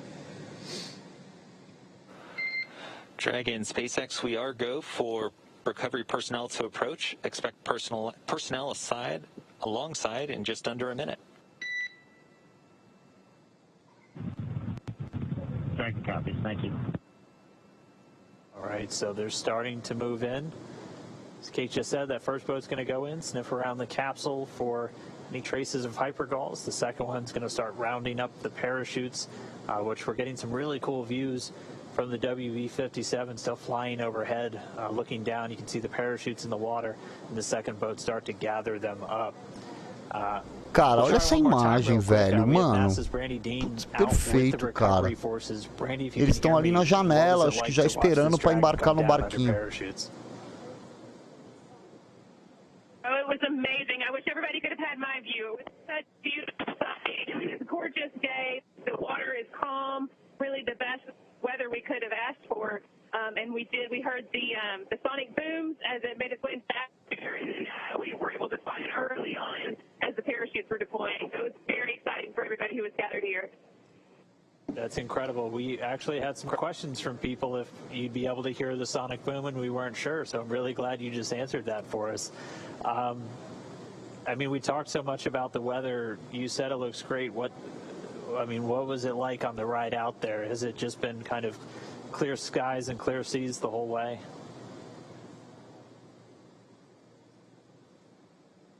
I'm not sure if you can hear me right now, but I think you're asking about the weather with clear skies. There are just a kind of a circle of clouds along the horizon, very low, but we were able to see the parachutes far above the clouds and follow it all the way until it splashed down. All right, well, we're not getting any views on the boat, so what kind of activity is taking place right now? We're able to see the fast boats approaching the capsule. Galera, se por acaso cair, eu volto, tá? Vai que cai a conexão de novo, mas eu volto aqui rapidão. The boat's also making its way towards the capsule. I can't see it with my view eyes, but we're getting closer. Everybody's been kind of standing by, holding ready positions for quite a while now. So as soon as it splashed down, people that just and start working on their own activities. All right, copy that. Well, we're going to keep watching from here. Thanks for calling in, and thanks for being out there with everybody and getting us these great views. It's really incredible. Thanks, Brandy. Hope to get you back in port soon, and we'll talk to you back in Houston.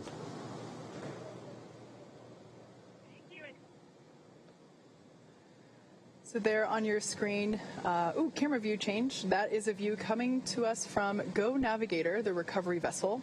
The two fast boats are out there getting ready to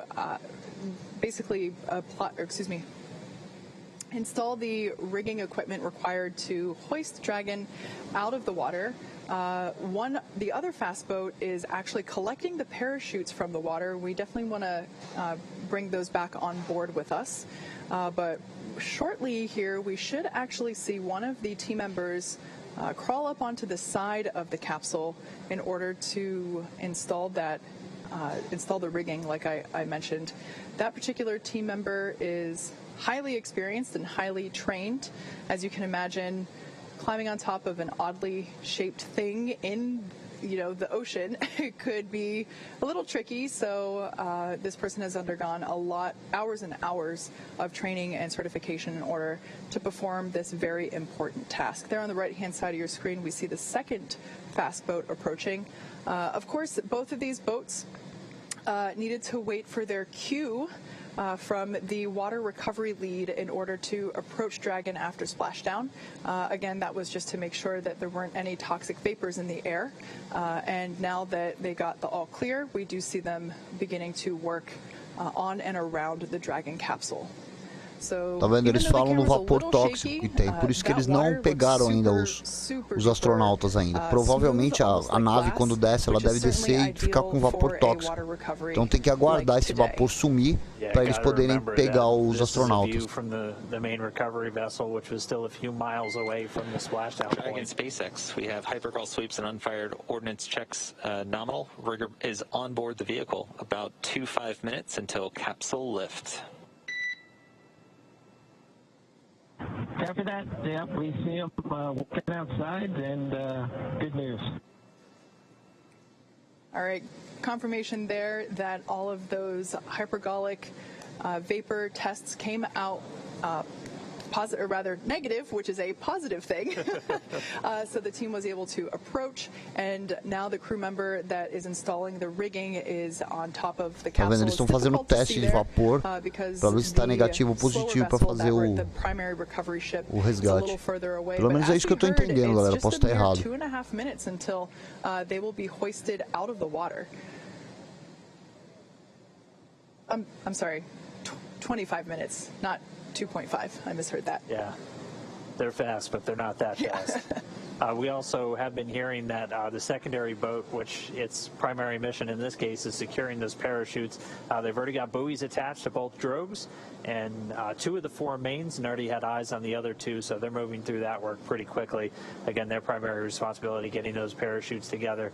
The drogues detaching from the spacecraft right before the deployment of the mains automatically detaching immediately as Dragon detected splashdown. All of that happening right per the timeline. And we've talked a little bit about the hardwired buttons that Bob and Doug have on their seats and in their control displays, and cutting the main chutes is one of those buttons. In the event that they weren't automatically cut after splashdown, Bob and Doug would have had the ability to do so. If the winds were stronger and they caught the parachutes, it could certainly create a condition where the capsule could be moved unintentionally by those dragging parachutes. So definitely want to avoid that. So that's one of the few buttons that are hardwired into the cabin for the crew.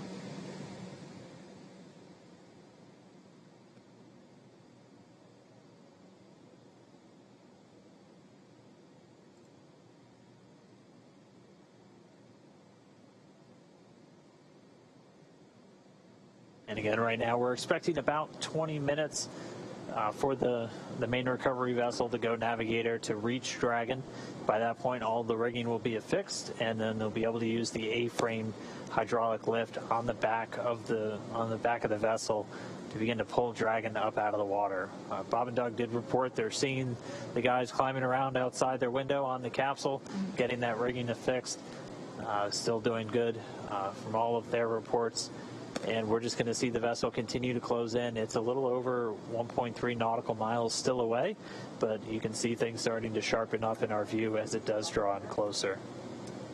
One thing I didn't get to mention as the sequence events was happening, everything was going so quickly, just before the drogue deployment, the seats automatically rotated to about 26 degrees.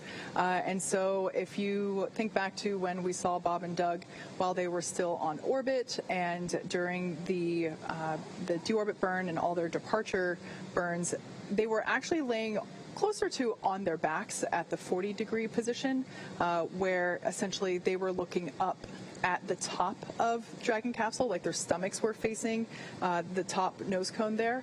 At this point, the seats would have rotated, so they're in a little bit more of an upright position. That's done to ensure that the loads experienced from landing are, doesn't hurt them. So at this point, they are not really laying on their backs in the ocean. They are seated upright a little bit, which would allow them to have a better view of the team working to install the rigging equipment.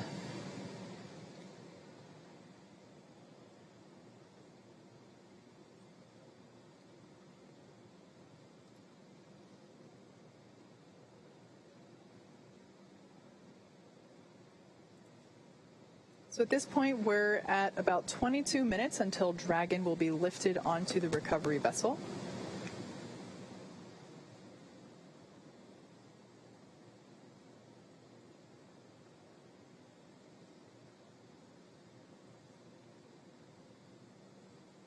Bob and Doug are still strapped into their seats, kind of like an airplane.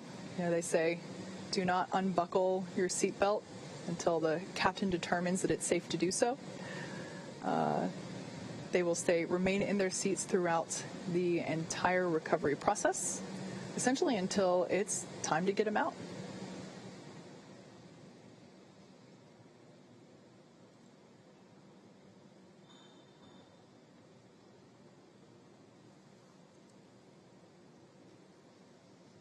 Like I said, we are expecting to lift Dragon onto the Go Navigator recovery ship in about 21 minutes. Uma pena que isso não acontece aqui no Brasil, né, cara? And then in 28 minutes, we will Poderia ter be esse tipo opening de that coisa aqui hatch também, seria maravilhoso, cara. and beginning crew egress, also known as exit.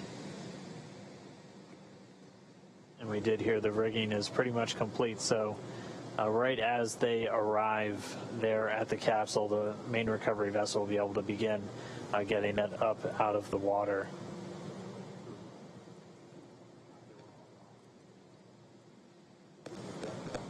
So now as the recovery vessel Go Navigator is getting closer to Dragon's position there off the coast of Pensacola, Florida, we're able to see the capsule in a little bit more detail.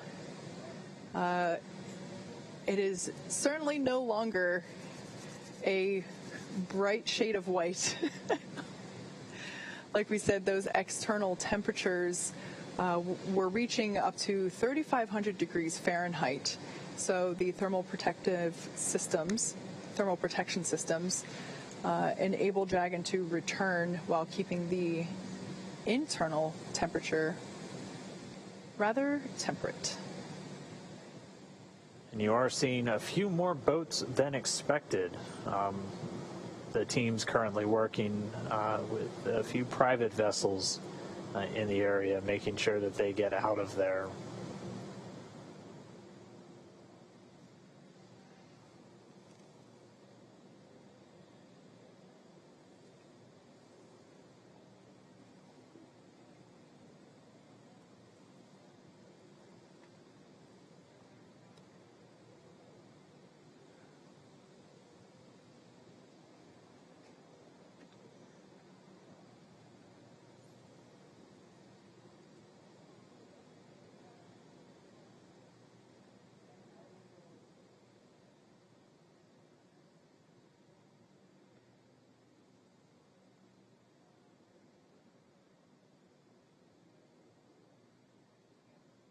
Tem uma cabeça ali, cara. Agora eu não sei se isso daqui é dos mergulhadores. Não, acho que é dos mergulhadores, cara. Que é porque ele tá com o chapéuzinho amarelo, tá vendo? Ó? Bem na pontinha aqui da cápsula aqui, ó. Tem uma cabeçota aqui, ó.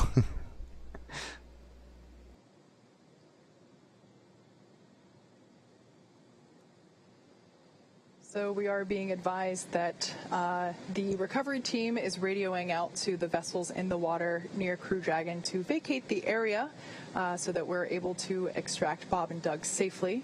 Also for the safety of those folks in the area as well, not just Bob and Doug. Yeah, this is obviously a dynamic operation. One of the first things we do is make sure there aren't essentially poisonous fumes around the capsule, so something like this just really can endanger the whole thing, endanger the crew members and endanger themselves. So the SpaceX team's moving in to try and get them away so they can safely recover the Dragon capsule and get Bob and Doug on deck and safely inside their medical quarters. So we can see them, they're getting a lot closer. We expect about 10 minutes or so until they should be in position. All the rigging has been affixed on the Dragon capsule. And once they arrive, they'll be able to use that hydraulic lift to get Dragon up and out of the water.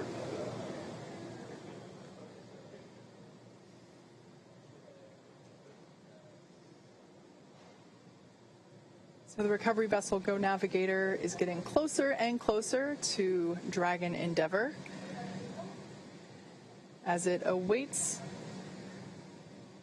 its recovery, or as it awaits to be hoisted out of the Gulf of Mexico. Again, we landed just off the coast of Florida near Pensacola. Maybe next time we shouldn't announce our landing zone. Oh, there we got a shot from our WB-57 plane. It looks like that area has cleared out significantly, so that is good to see.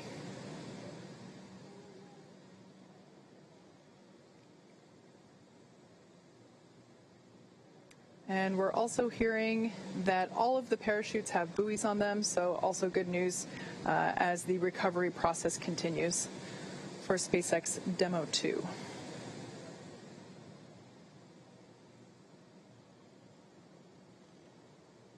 Dragon SpaceX for comm reconfig. Go ahead, Mike. Hey, Doug, we're about to reconfigure the forward link. We may lose that for about 1 or so minutes, and that should happen shortly. Copy. Just give us a call back when you think you got it back. Will do.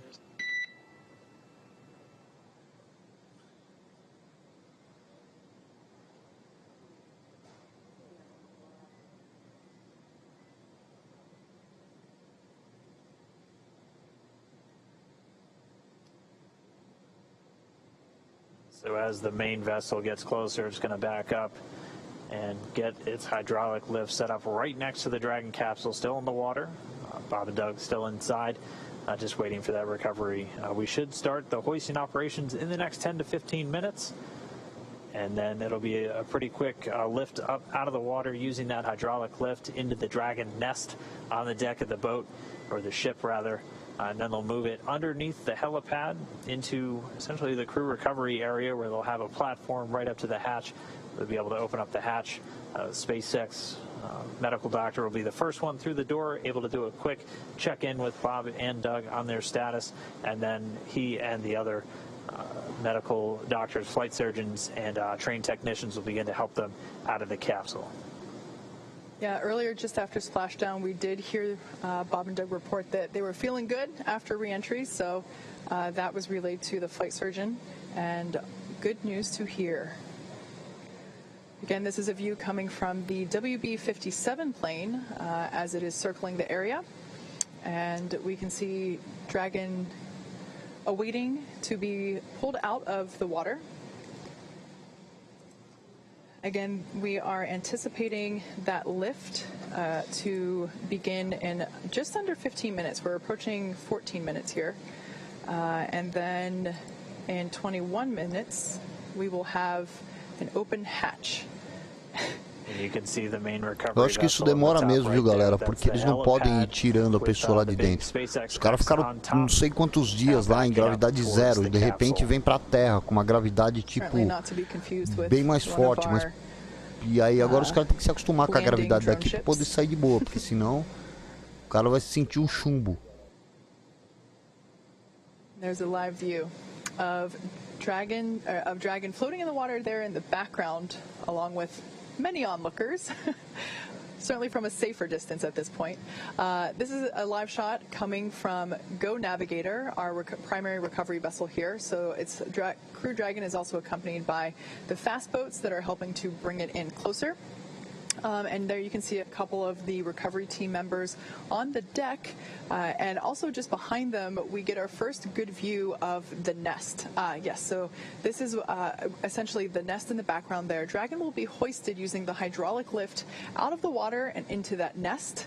That nest will then be pulled towards the camera from this view, towards those individuals on that upper deck there. And that's where the Dragon SpaceX comm check. Loud and clear, Solo, how us? Loud and clear as well, and from the video it looks like the boat is about one length away, about 5 to 10 meters, backing up to you. Copy that. Thanks for the update. All right, so good news there. We're getting ready to see Dragon to be lifted out of the water and into the recovery nest. As I was saying, that nest will be pulled towards the camera, towards the upper deck that we saw there, and that's where the medical stretchers will be waiting to assist them into the medical bays for evaluation after capsule egress. It's already been 25 minutes since they splashed down. It doesn't feel like it. That was definitely the fastest 25 minutes of the day. The timeline we were anticipating was for the lifting operations to start within about 30 minutes, so we're pretty much right on the timeline still. That's been a pretty common thing so far today. You can see them with one of the fast boats getting it positioned to start moving out with the additional rigging to affix to the Dragon capsule, where they're going to use this A-frame to pull it up out of the water. And you can see the Dragon nest at the very bottom. It's that circular object with the A1 right on it. So while this is the first time we are recovering a capsule with crew members on board, the recovery team has been... And Dragon, just letting you know, we got a couple lines connected and rigging is in progress. Copy that, SpaceX. Thank you. All right there. So just updating the crew that they might feel some momentum as a couple of the rigging lines are attached. There we can actually, there's our first good shot of the individual who is placing that rigging equipment. Again, that's someone that's highly specialized and very well trained for these operations. As I was saying, the recovery team has rehearsed and practiced this with Bob and Doug themselves, actually, in a test capsule, practicing the egress as well as They have recovered, or excuse me, they have practiced the recovery process many times, and actually through those practice runs, they have effectively cut the recovery period in half from the initial Demo 1 mission. So it's really nice to see that the process itself, after being rehearsed and carefully choreographed, is going super efficiently. Again, safety is the #1 priority, so making sure that only personnel involved in active recovery operations are present on the deck. You may have heard us mention before that there are about 40 people on board today, but we certainly don't want anyone in danger or to fall overboard. That guy intentionally jumped. Speaking of falling overboard. We're ready. Thank you. All right, so the crew was just told in the next 30 seconds, they have the lines affixed, so they're going to start lifting the capsule up out of the water. And at this point, the communication we're getting with Dragon is actually being routed through the boat itself at this point. So there we can see the lift. Dragon is out of the water. Yeah, so now now that A-frame's going to start swinging it back. And it's bound right for that nest at the bottom of your screen.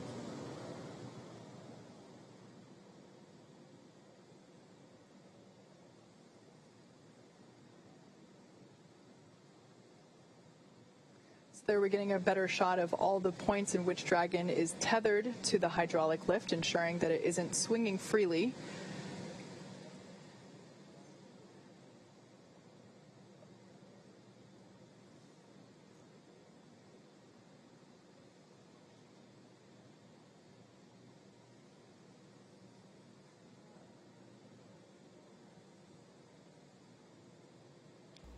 Meu, os caras estão lá dentro ainda, cara. Nossa, o negócio é perfeito, né, velho? Tudo esquematizado, cara. Ó, cai no lugar certinho agora. Só não entendi porque que os caras estão lá dentro ainda.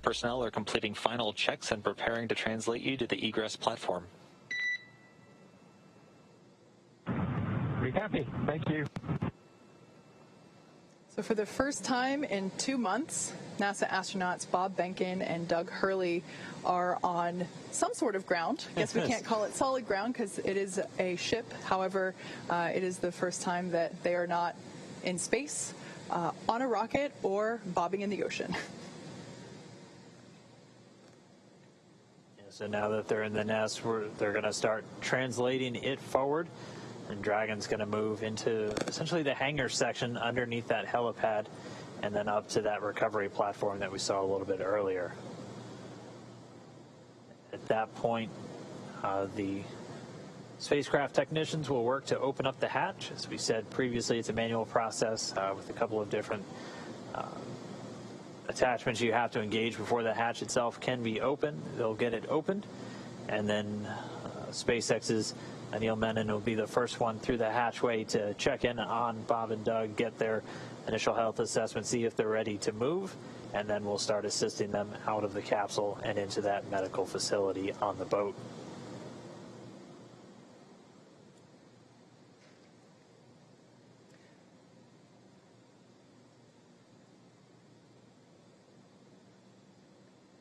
So at this point, the recovery team is doing final securing of the capsule in preparation to actually move the recovery nest into closer to the interior of the ship. It'll actually be in a little bit of a covered deck there. We saw that camera view earlier, looking straight out from the center of the boat.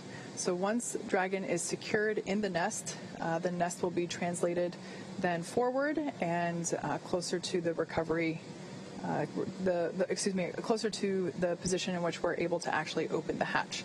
So while Dragon is on board safely, we're not able to do that just yet. Yeah, they're working to detach some of those lines that were used to hoist it using the A-frame, and we heard that they should be done with that in just a moment, and then we'll start that translation.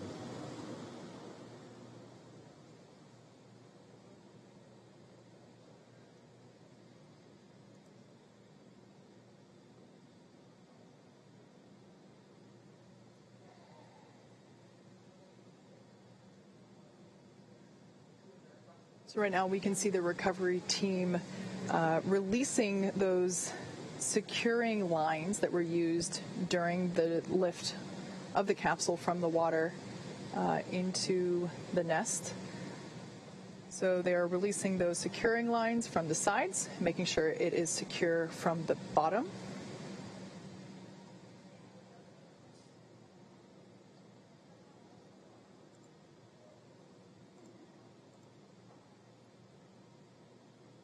And there we see Dragon moving forward. Look at that. Smooth as a Tesla, I would say. It's really interesting to see those scorching marks now that we get a really nice up-close detail shot of Dragon. Standing by for the go for side hatch open. That rounded square there in the center. Eu acho que os astronautas não estão mais aí dentro não, cara. Eles já devem ter sido resgatados e levados pro navio para outro lugar, entendeu? Esse daí eles só estão resgatando a cápsula. Stand by for side hatch opening and egress. Copy, we're ready. All right, crew got the call. We are go for hatch open.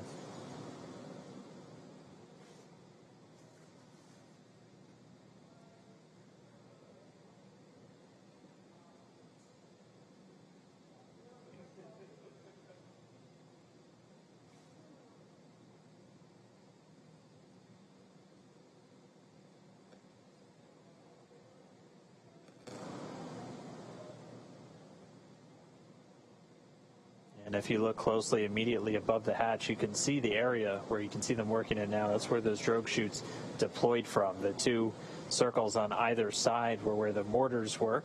The main parachutes now hidden by the platform underneath the side hatch. Essa cápsula aí tá parecendo a máscara do Darth Vader lá. Pode ver lá, tem até aquele respirador aqui na frente aqui do Darth Vader lá. The crew is in the process of removing the side hatch. We can see that Go Navigator is in transit. It is making its way back to the Pensacola Naval Air Station. However, Bob and Doug will get a ride from the recovery vessel via helicopter.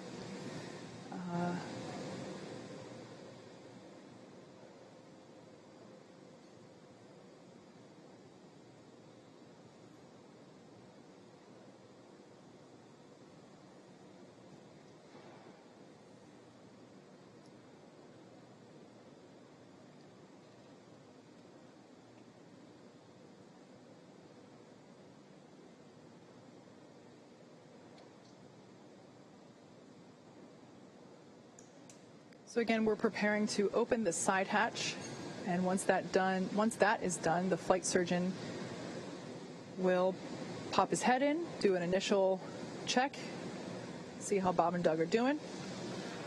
And Dragon SpaceX, we got a slight delay due to some potential NTO hits near the side hatch.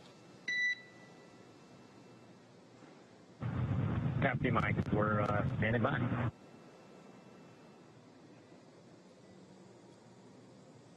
And so they're still continuing to do kind of those sniffs, so checking for any vapors or anything. So those NDO, it's NO2, nitrogen dioxide, primarily can get detected in the air from the burning of fuel. So they're going to continue to just inspect around the capsule, make sure that it's, again, safe for the crew, safe for the recovery experts before they get this hatch open. But again, moving right along the timeline, it's since they splashed down at 11:48 a.m. Pacific.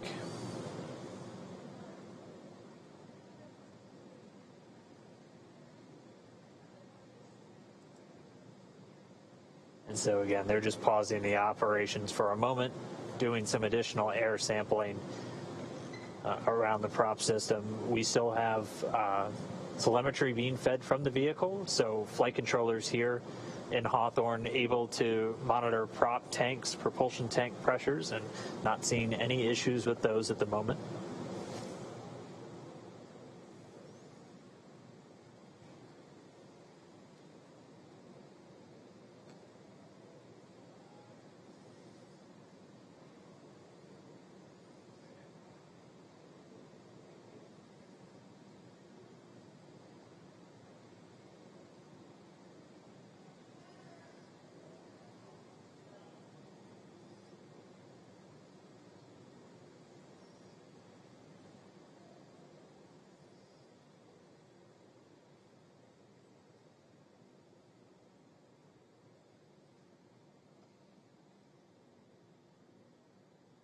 So again, just a short pause in the operations as again, they're just sniffing around the capsule, making sure we don't have any readings that might indicate a fuel leak or anything around the vehicle. They did detect some NDO, some nitrogen dioxide, which is typically a residue that arises from the burning of fuel. So they're continuing to do just a couple of different air readings, grab samples essentially, before they proceed with the hatch opening.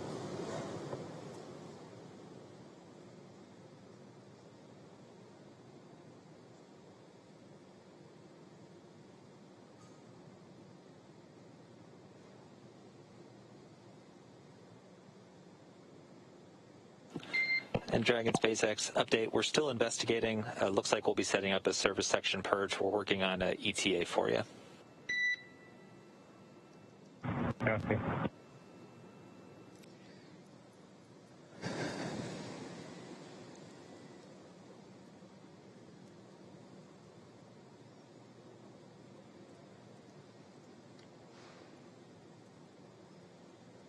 In case if you're just joining us, NASA astronauts Bob Behnken and Doug Hurley have safely returned from the International Space Station. They made an on-time splashdown in the Gulf of Mexico just off the coast of Pensacola, Florida at 11:48 a.m. Pacific, 18:48 a.m. Universal Time. And they have been pulled out of the water and hoisted onto the recovery vessel Go Navigator. And right now the team is just completing, they did an initial check and found that there might be some remnant vapors, which we certainly don't want to be around when we have Bob and Doug coming out of the capsule. So the team is working to purge the service section in preparation for crew egress. Just a little commentary on the hatches that we've been talking about. So while Dragon's top hatch is used to connect to the International Space Station, that's the one that's located under the nose cone, which is currently hidden there at the top of the capsule. This is the side hatch is what is utilized for ingress and egress, both on the launch pad as well as coming up here on the recovery vessel. When the capsule is docked to the International Space Station, they will use the forward hatch to exit and enter the capsule. Something to note that once that side hatch is opened, it'll be the first time that Bob and Doug have gotten a breath of fresh air. The first time that they've been able to do so in 2 Cara, months, será que precisa de um chaveiro pra abrir esse negócio aí? Arrumar um chaveiro pra abrir. Acho que os caras, tipo, perderam a chave. Só pode, velho. Yeah, with an on-time splashdown, they returned with almost exactly 64 days in space on this mission, just a few minutes shy of that. So I know they're looking forward to it. At a minimum, in a little bit more of a stable condition now that they're on the boat, not in the water. But again, our team's just continuing to step through. They're reporting that they're seeing all of the vapor levels that they initially detected have been dropping, and that service section purge. Dragon SpaceX, we showed that levels are declining, but are continuing with purge. Copy.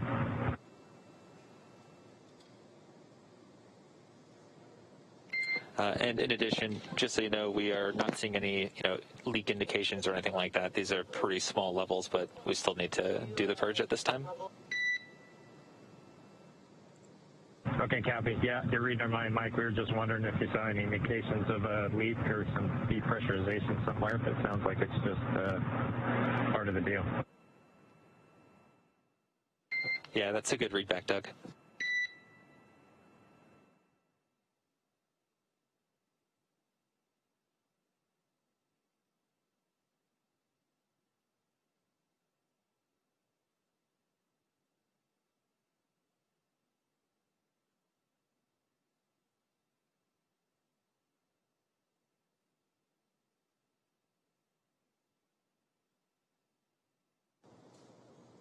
So we're just continuing to get a view down right at the hatch of the capsule. They are detecting those very small traces of a couple of the hypergalls. The one we've heard specifically mentioned was NDO or NO3 nitrogen or NO2 nitrogen dioxide. They are at very low levels, obviously not at a very harmful level, as we still have people in close proximity to the capsule. They are going through with the purge. They're not seeing any indications of a leak in the service section of Dragon. That's where pretty much all of those different fuel tanks with the hypergalls are located inside the capsule.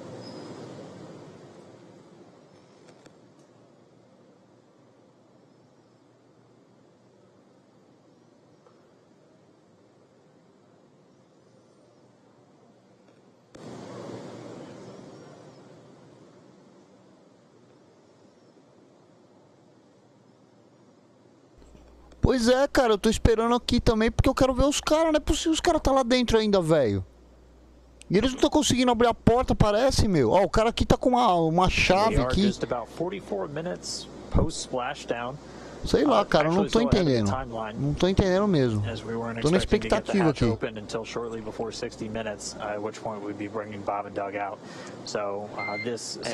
SpaceX, another update. The service section purge should begin in a bit under 5 minutes. Right now we're showing NTO about 2x of our personnel exposure limits, and we're hoping once we start the purge it'll drop down for us. Okay, thanks, Mike.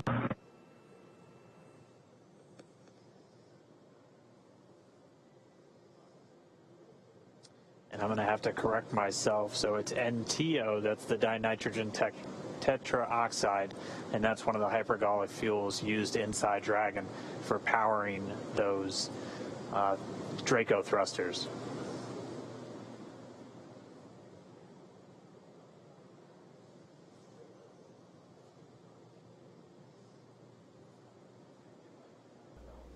Pois é, Giovanni, eu também não tô entendendo, cara. Já era pra os caras terem saído lá de dentro, meu. Eu acho que não tem muito segredo em abrir essa porta, entendeu? A porta deve ser pressurizada, beleza, mas, meu, não deve ser um bicho de 7 cabeças pra abrir isso daí. Num caso de emergência, isso aí tinha que abrir rápido, pô. Levels higher than they would like, so they're essentially doing a purge to help dissipate any vapors in and around the service section where those fuel tanks reside in the Dragon capsule. We're expecting that to take within the next 5 minutes or so. We were still expecting the crew out inside of an hour, so still on the timeline or a few minutes ahead, and we should be seeing Bob and Doug once we see talvez até abra, cara. O problema é que os caras devem estar sentindo a gravidade da Terra e eles talvez não consigam se mexer direito, entendeu? Pode ser por isso que eles não estão conseguindo abrir por dentro, por causa da gravidade da Terra. Eles estavam até lá em cima até agora com gravidade nula, entendeu? Gravidade zero, vamos dizer assim. Então fica mais complicado, né?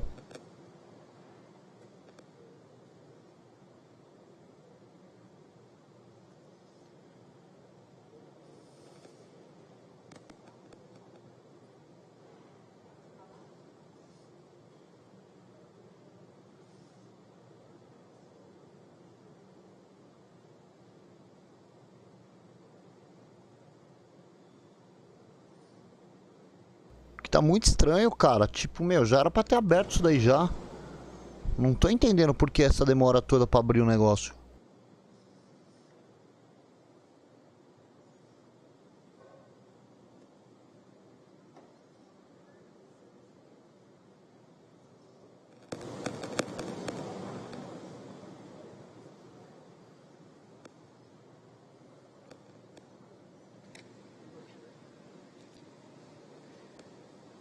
So right now we're getting ready to purge the service section. This is to make sure that the lingering NTO fumes that the team is detecting get flushed out, essentially. The service section is not the interior cabin where Bob and Doug are. It's actually the part of the capsule that is outside of the place where Bob and Doug are. It's external to the cabin, but it's inside the capsule itself. So you can think of it as the space between the exterior of the Dragon capsule and the interior space where Bob and Doug are. There's I think the interior pressure vessel, essentially. Yes, exactly. So Bob and Doug are fine. The air that they are breathing is, that nitrox mix that they've been getting throughout the entire duration of today's operations.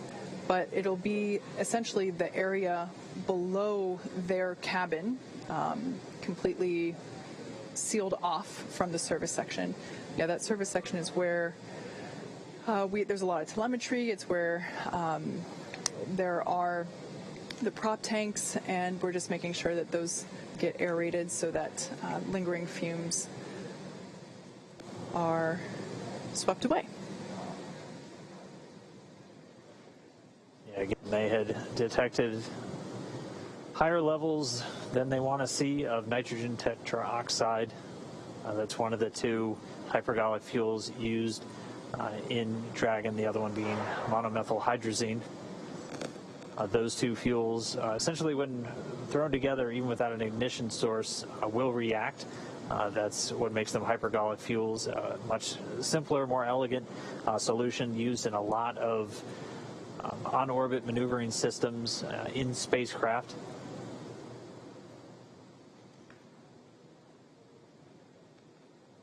So again, we're just standing by.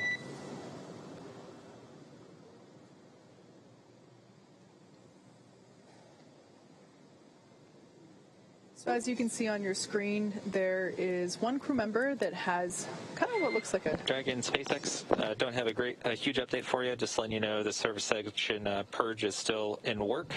And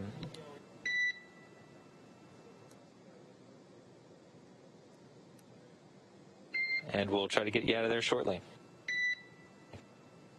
Copy.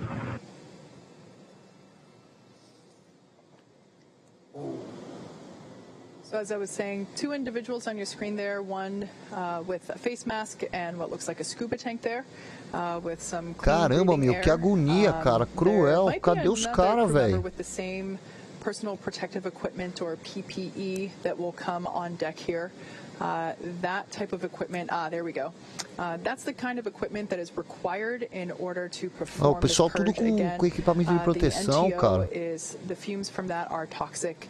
And of course, we want to keep all crew members safe as we prepare the side hatch for opening in order to let Dragon Bob and Doug SpaceX, egress. looks like limits are dropping and getting pretty good. We're still continuing with the purge just to be extra sure. Okay, that sounds good, Mike. Thank you.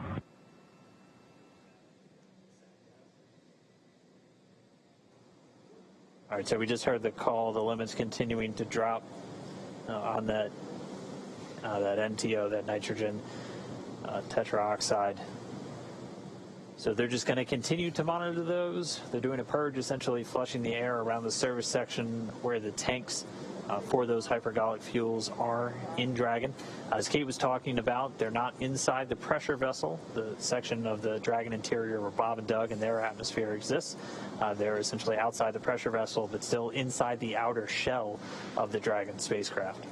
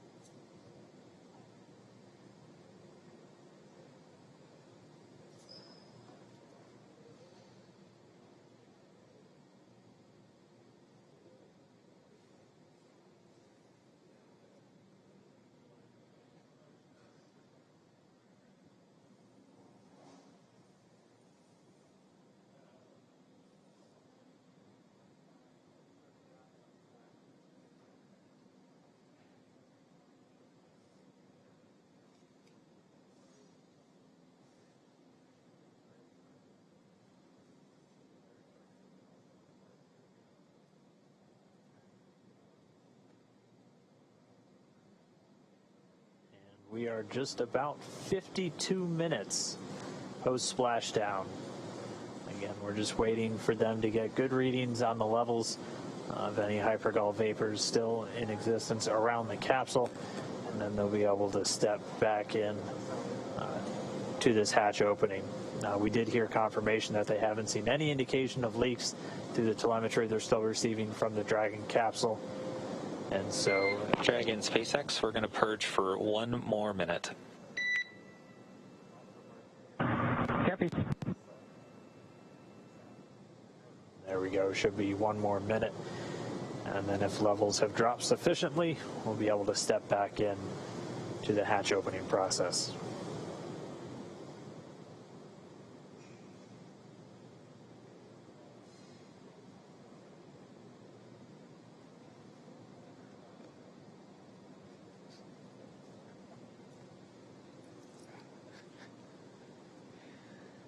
Bob and Doug will be getting assistance from the recovery teams while exiting Dragon Endeavour. This is the same process for any returning long-duration crew members, as returning to a gravity-rich environment can, be a little jarring, wreak havoc with our vestibular system. So, which is responsible for maintaining balance and motion. Of course, as you've heard us say multiple times earlier, safety is our #1 priority with this operation. So you will see both Bob and Doug helped out of the capsule and assisted to just the few feet over to the medical quarters aboard the boat. Yeah, if you've ever watched long-duration crews return on a Soyuz, it's a pretty similar process where they're literally carried out of the capsule and immediately placed down into a waiting chair, where they usually get some initial medical checks out there in the field before they're then carried to an inflated medical tent. We don't have a tent, we have quarters, and they're a whole lot closer, so they'll just have a couple of feet to go from the capsule itself into those medical quarters. And then once they're in there, they'll get some initial checkouts from their flight surgeons who are on location on the boat with them. These are the people that have essentially been responsible for their health and well-being throughout their mission, both beforehand, all of their pre-flight data takes, offering them support in the lead up to launch, and then the entire time while on board the International Space Station. And then they're right here with the front line, with the recovery teams, ready to welcome them home.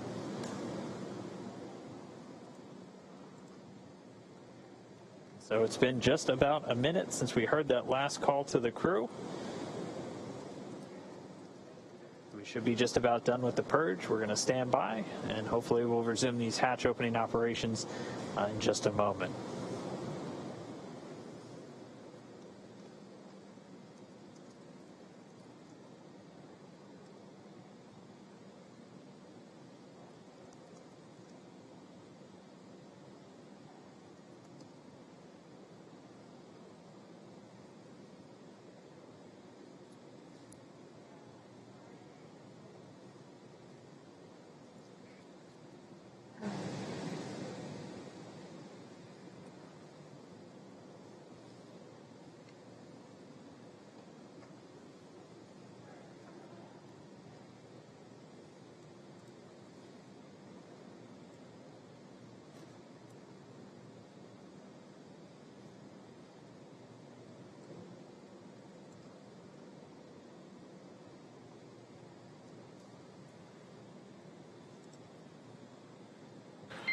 Dragon SpaceX for update.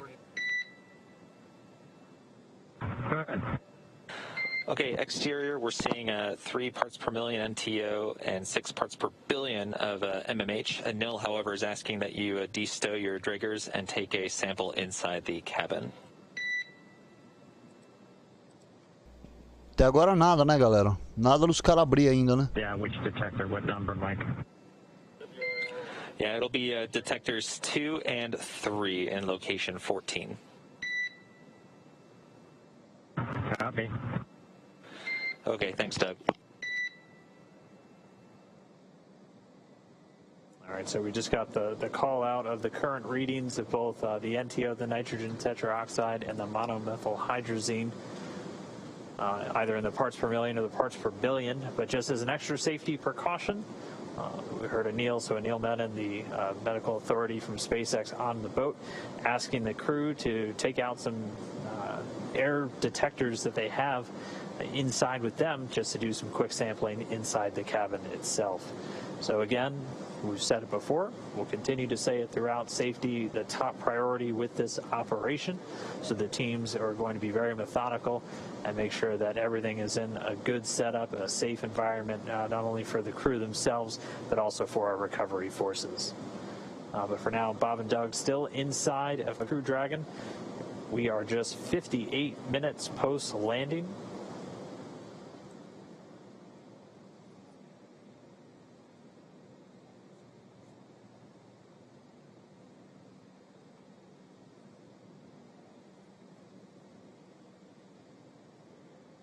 SpaceX Dragon with a status. Go ahead, Doug. Okay, for NO2 on detector 2, it reads 0.0. And on detector 3, it also reads 0.0 for MMH. Okay, great news. 0.0 for detectors 2 and 3 for NO2 and MMH. Thank you very much. That's a good copy. And so Doug Hurley reporting zeros across the board, no traces of either the NTO or the MMH.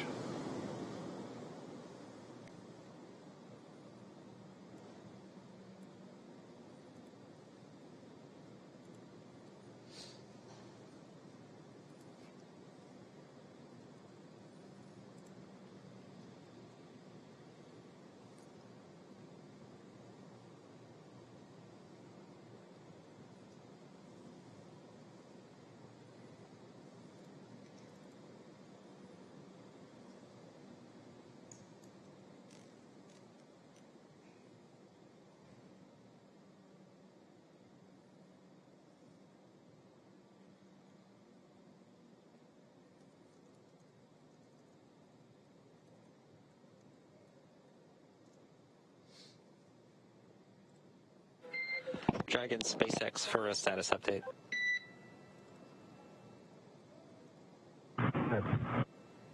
Okay, so currently our exposure limits are below limits, but the purge is actually doing a pretty good job. We saw NTO go from 3 parts per million down to 1.5 over the last few minutes. So ideally, with a lot of caution, we'd go ahead and let the purge run for a little bit longer, but we want to see how you guys are doing. If you're okay with continuing with the purge versus knock it off and get you guys out of there quickly. Yeah, we're fine hanging out, Mike. No problem here. Okay, thanks for that, Doug. We'll keep working the purge to get us down, and thanks for that. Thanks for that. Yeah, let's just keep everybody safe. No reason to rush. Yeah, we concur.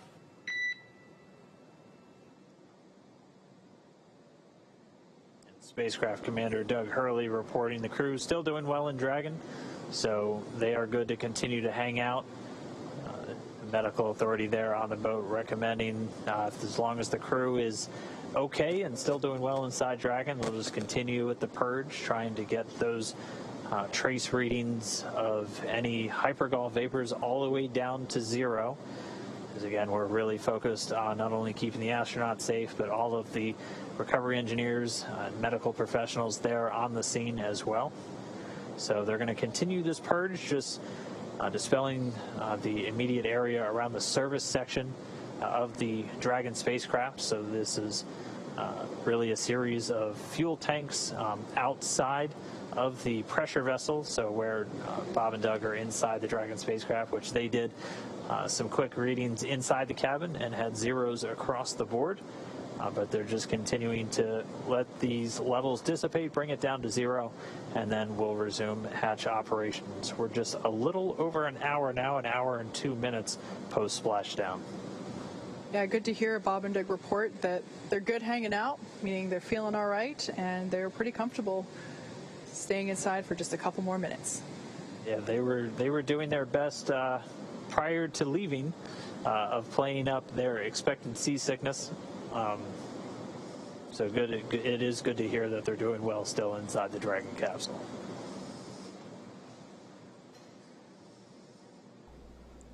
Ou eles não podem abrir direto também, né?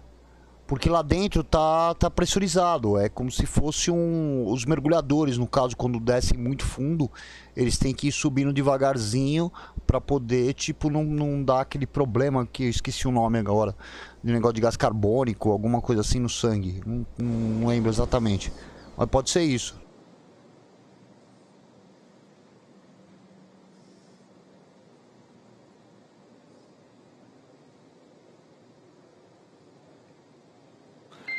And Dragon SpaceX, we're still seeing good indications from the purge. We're looking to go about another 5 minutes and looking for 0 indications. If at any time you'd like us to speed things up, please let us know. Oh, we're good. Just keep doing what you're doing.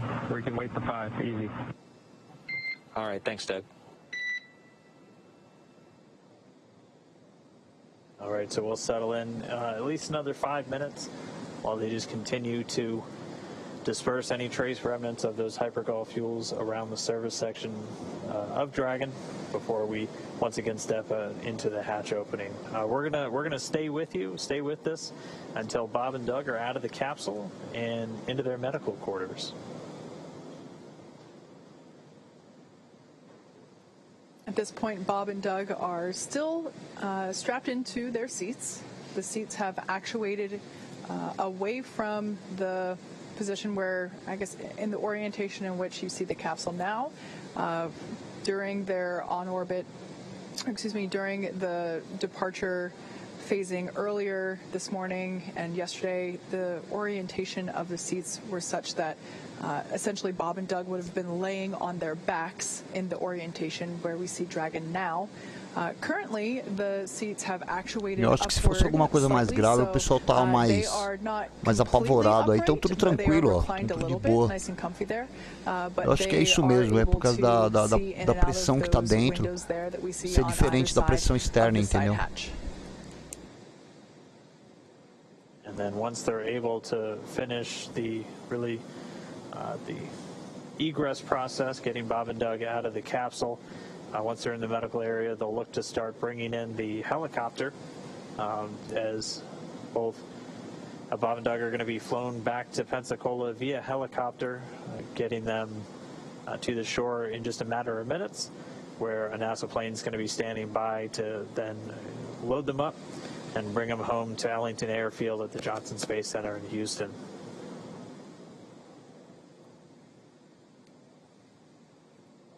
Não, realmente, porque eu não sabia que demorava tanto tempo assim, cara, pra tirar os caras lá de dentro.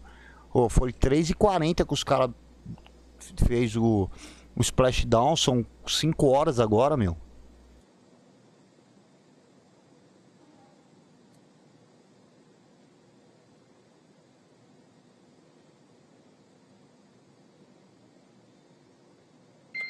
And Dragon SpaceX, things are still trending well. We're expecting another reading in about 2 minutes, so at 19:56, and looking to hopefully egress you guys shortly after that.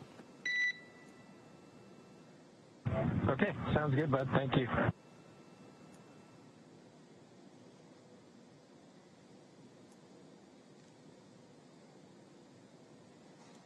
In light of one of the social media questions that we were asked earlier, someone asked if Bob and Doug have Netflix available on their heads-up displays there in the capsule, and they've actually been pretty busy throughout this mission, you know, monitoring telemetry and data and checking for timing. And I would say now's about the time that they would certainly want something to watch because, you know, at this point their only job left to do is get out of the capsule.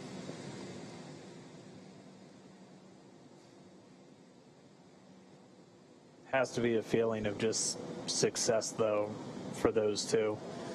I mean, taking the first flight in a brand new spacecraft, we knew as test pilots this is something that was kind of their bread and butter when they were in the military, and definitely something they leapt at the chance for once they became astronauts. And really a pretty flawless flight for Dragon.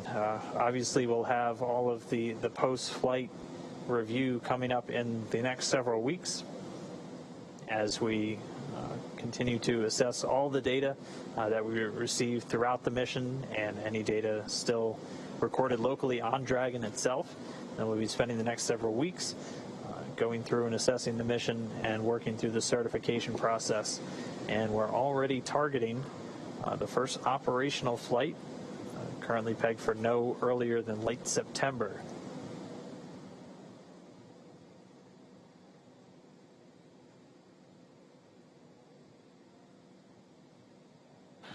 And Dragon SpaceX, we're now planning to stop the purge in 1 minute at about 19:57. Copy. Thank you.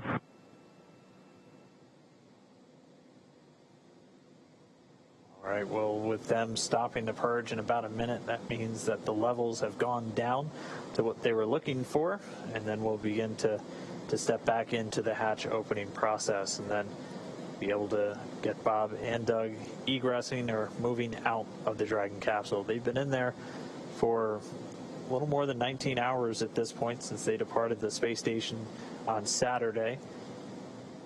They had a sleep period, 8 hours of rest on the capsule on their way home.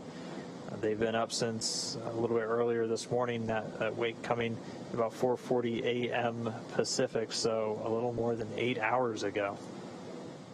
Mas é que os caras são treinados pra isso, né, cara? Os caras, tipo, ficam sentados em qualquer lugar, dormem em qualquer lugar, comem até larva no chão. Os caras que são treinados pra isso. Mas que deve dar um desespero do caramba você lá dentro querendo sair e a porta não abrir, cara. Deve dar.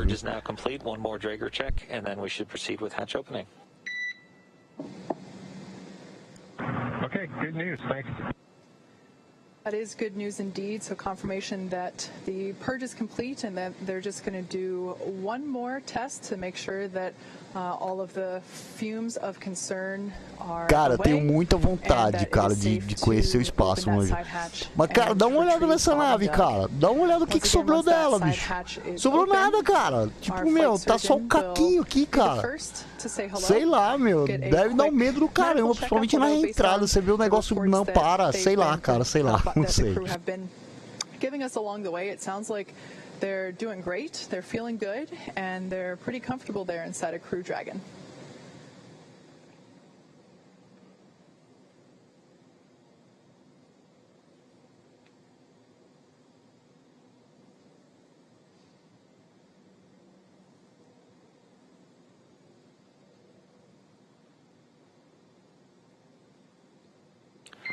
And Dragon SpaceX, we show 0.4 parts per million on NTO, 18 parts per billion of MMH. That's below limits. We are proceeding with hatch opening.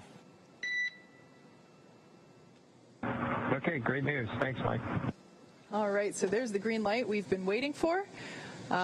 In fact, the green light we've been waiting for months at this point.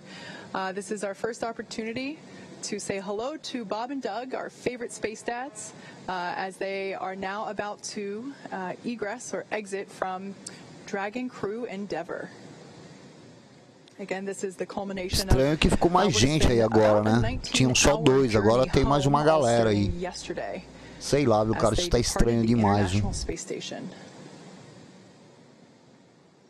So this hatch will be manually opened, and once doing so, Flight Surgeon Neil Menon will say hello and make sure that they're still doing all right, and then proceed to assist them with exiting the capsule.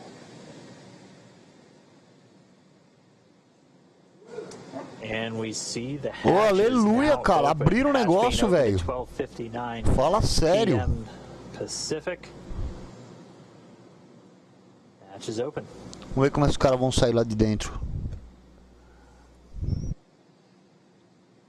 So right now they're going to put a piece of equipment in there that basically smooths out the edges and makes sure that it is a comfortable exit from the Dragon capsule. Just a little piece of structure there to ensure that the hatch will remain open and that any sharp edges around that side hatch are protected.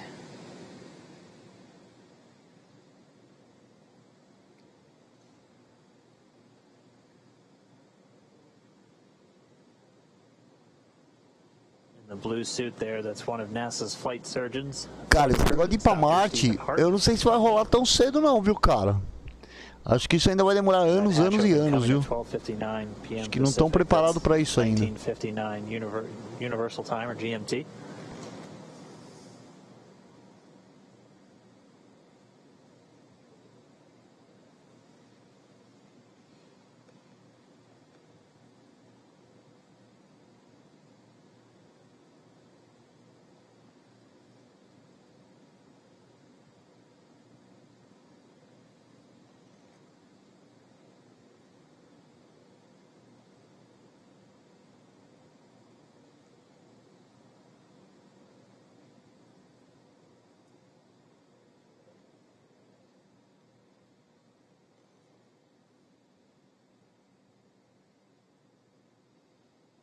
So once again, the SpaceX recovery team Agora esperar os caras sair. Deve ter médico aí também. Deve estar tudo aí. To exit the spacecraft. Sorry, we got the hatch open just about 2 minutes ago. We paused for a little while as they were just detecting some trace amounts of some of the hypergol fuels. So we executed a series of purges. And then once those were down back in acceptable limits, we were able to then start with the egress. So there we see a stretcher on deck. This is normal. This is part of the standard recovery procedure. And it is just simply to ensure Bob and Doug remain safe. Like we said, readjusting to gravity can be a little challenging. Dizziness can often occur, especially when you're on eles estão reajustando a gravidade, é isso mesmo. Que a gravidade dos caras lá de cima era outra, completamente diferente daqui da Terra. Will just be used to as standard procedure to make sure that the astronauts make it over to the medical tent as easily and as comfortably as possible. Yeah, as we discussed, the reintroduction to gravity from microgravity can be a bit jarring, especially on our vestibular system, so the stuff responsible for our balance. And as they are on a ship underway, we just want to make sure we're taking every possible precaution to ensure that their arrival is safe and free from any injury now that they are home.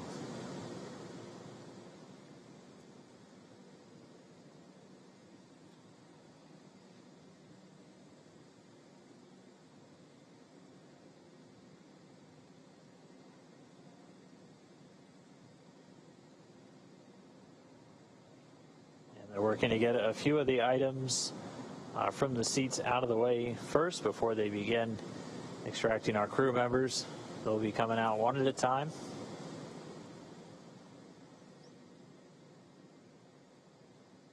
Ô Giovanni, é um prazer, cara. Um abraço do pessoal aí do Novo Pará. Um abração a todos vocês aí, galera.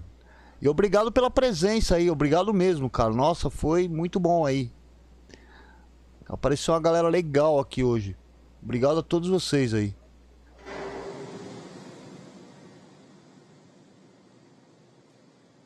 As we saw during the ascent portion of this mission, there is enough room inside the capsule for them to do a backflip in microgravity. However, considering there's a couple folks in there right now from the recovery team. Got you loud and clear. Quick comm check there between Dragon and Mission Control here. Solo from the PLC, I just wanted to thank you guys for bringing us home safe before I disembarked from ship Endeavor. I'm sure Doug will have some good words for you guys as well, but thank you for doing the most difficult parts and the most important parts of human spaceflight, getting us into orbit and bringing us home safely. Thank you again for the good ship Endeavor. Thank you, Bob, for those awesome words. It's absolutely been an honor and a pleasure to work with you from the entire SpaceX team. It's been awesome. Galera, quem puder deixar aquele like lá pra dar uma força pro canal aí, eu agradeço, tá bom? Só deixa um likezão aí, só pra um joinha pra nós aí, pra dar uma força pro canal. Agradeço a vocês aí. Some initial words from NASA astronaut Bob Behnken. He's in the pilot seat, so you've heard him refer to himself as PLT. We're still standing by for our crew members to begin making their way out of the Crew Dragon spacecraft. I think Yeah, they're going to get some assistance just the couple of feet to the medical quarters on board the ship, where they're going to be able to get out of their suits that they've been wearing for all of the final dynamic phases of the separation events, deorbit burn, re-entry, splashing down just a little over an hour ago at 11:48 p.m. or a.m. Pacific time. Desculpa aí, Brasil Novo, um abraço a todos vocês aí, galera. Obrigado mesmo pela presença de vocês aí, um super abraço pessoal aí. Go for SpaceX.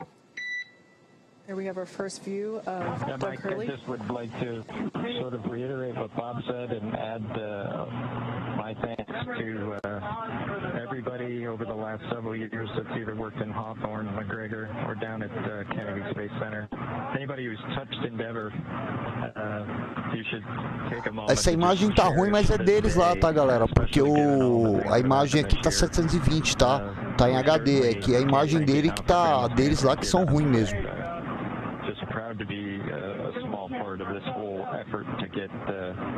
Com tanto celular bom, os caras vão me filmar com a...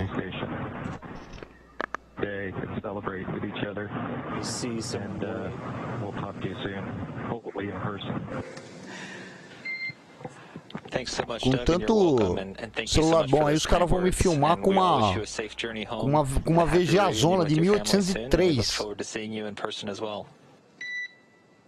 Some really nice words there from Bob Behnken. There on your screen we saw NASA astronaut Poxa, Giovanni, obrigado, cara, obrigado mesmo. From the capsule. It might have been hard to see on your screen there, but we got a thumbs up indicating that things are going well. É sempre bom a gente ouvir isso daí do pessoal. Sorry, excuse me, I mixed up my positions there. Yeah, those words were from Doug, and we have Bob that just came out first. So Bob Behnken, como assim na Copa do Mundo, cara? Operations commander for this mission out of the capsule now. So he's making his way over to the medical area, and now they're going to work to get Doug Hurley out next. I think I saw a smile on Bob's face. He was a thumbs up all the way. As they've been giving us some regular status updates from inside the capsule, they've been feeling really good. And so now we're just standing by for our spacecraft commander, Doug Hurley, to make his way out into the fresh air for the first time in 64 days.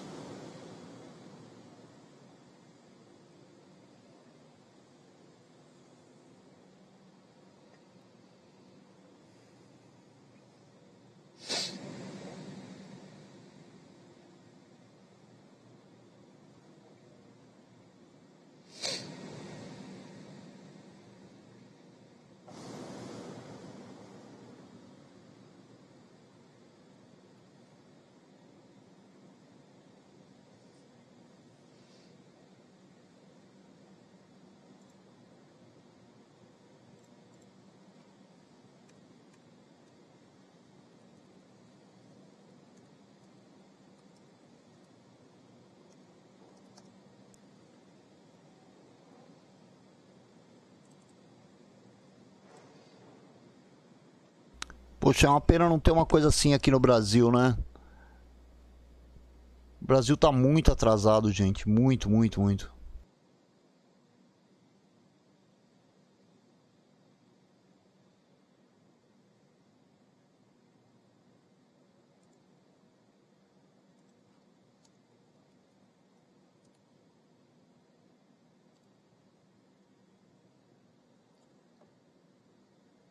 All right, so they're getting set up, and we should see spacecraft commander Doug Hurley making his way out of the capsule. And it looks like we've got isso é coisa nova pra gente, né, cara? A gente não tá acostumado com esse tipo de coisa aqui. Seria muito legal se o Brasil tivesse uma tecnologia assim pra poder, sei lá, pelo menos pra mostrar pro povo que a gente pode fazer esse tipo de coisa também. Mas infelizmente aqui no Brasil não tem jeito. There we go, another thumbs up. We've got some applause here. And as you can see in Mission Control, a standing ovation for a job well done all around. Yeah, our crew members, Bob and Doug, are now safely back home on Earth, and they're going to get checked out now by the NASA medical team. They're going straight into the medical quarters on board the ship. That'll be their first stop on planet Earth, and then they're going to be making their way up into a helicopter and then heading back to dry land. So once they're complete, the team's going to prepare Dragon itself, and they're going to begin taking it back to shore. But it's been an incredible mission. This all kicked off just 2 months ago on May 30th from Launch Pad 39A at the Kennedy Space Center in Florida. We had a successful liftoff. We had to dodge around some weather. It was suspenseful, clearing up the last possible moment. They had a flawless ride to orbit, a 19-hour journey to the International Foi Space show, né, Station. Spock? Caramba, cara, foi muito legal isso daqui, cara. Foi muito legal mesmo. Acho que foi a melhor live que eu fiz falando sobre isso. Cara, foi até emocionante, assim, que eu nunca tinha visto, eu sinceramente nunca tinha visto nada parecido. A gente vê em filme, né, mas em coisa real, assim, é a primeira vez que eu vejo. Foi muito legal de verdade. After 4 successful departure burns and a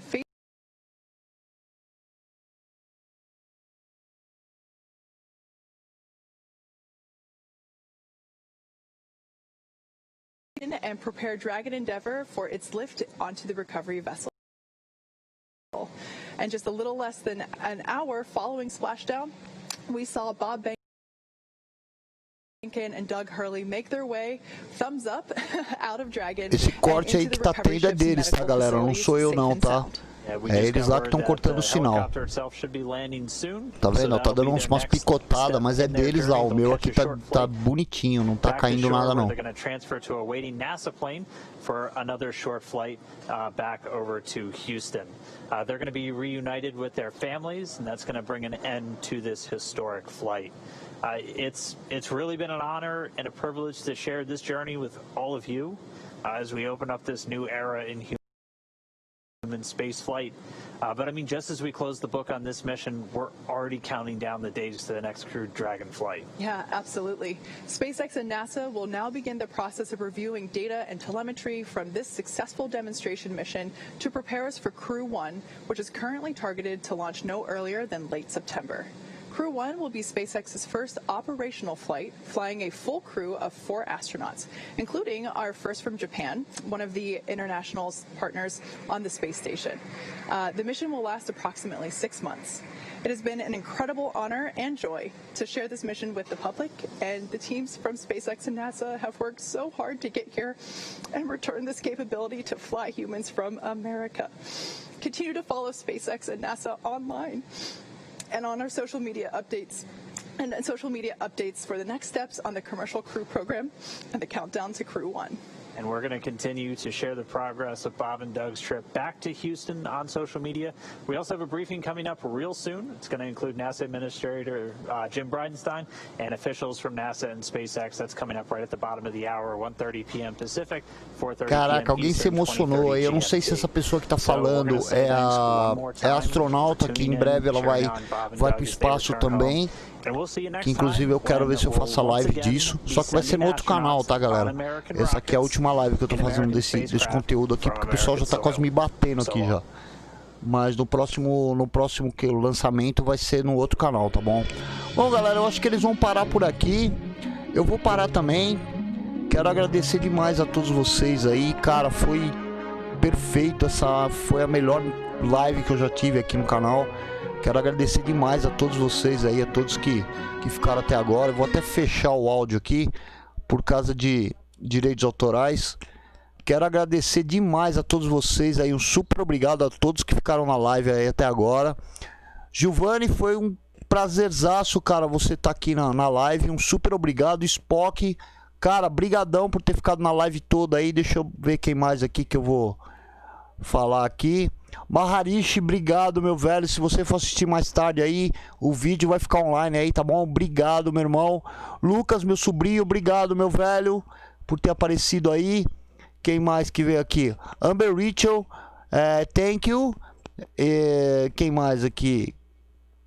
Eloy Lobo, obrigado, cara. Obrigado por ter comparecido. Sabrina Forges, obrigado por ter comparecido também. Lucas Variados, obrigado. Lucas, quem mais? Sabrina. Brasil Code, obrigado. E obrigado a todos aí, galera, vocês que ficaram aí na live. Mesmo quem não falou no chat aí, um obrigado gigantesco a todos vocês aí. Foi show de bola essa live de hoje. Espero vocês na próxima, lá no próximo canal, beleza?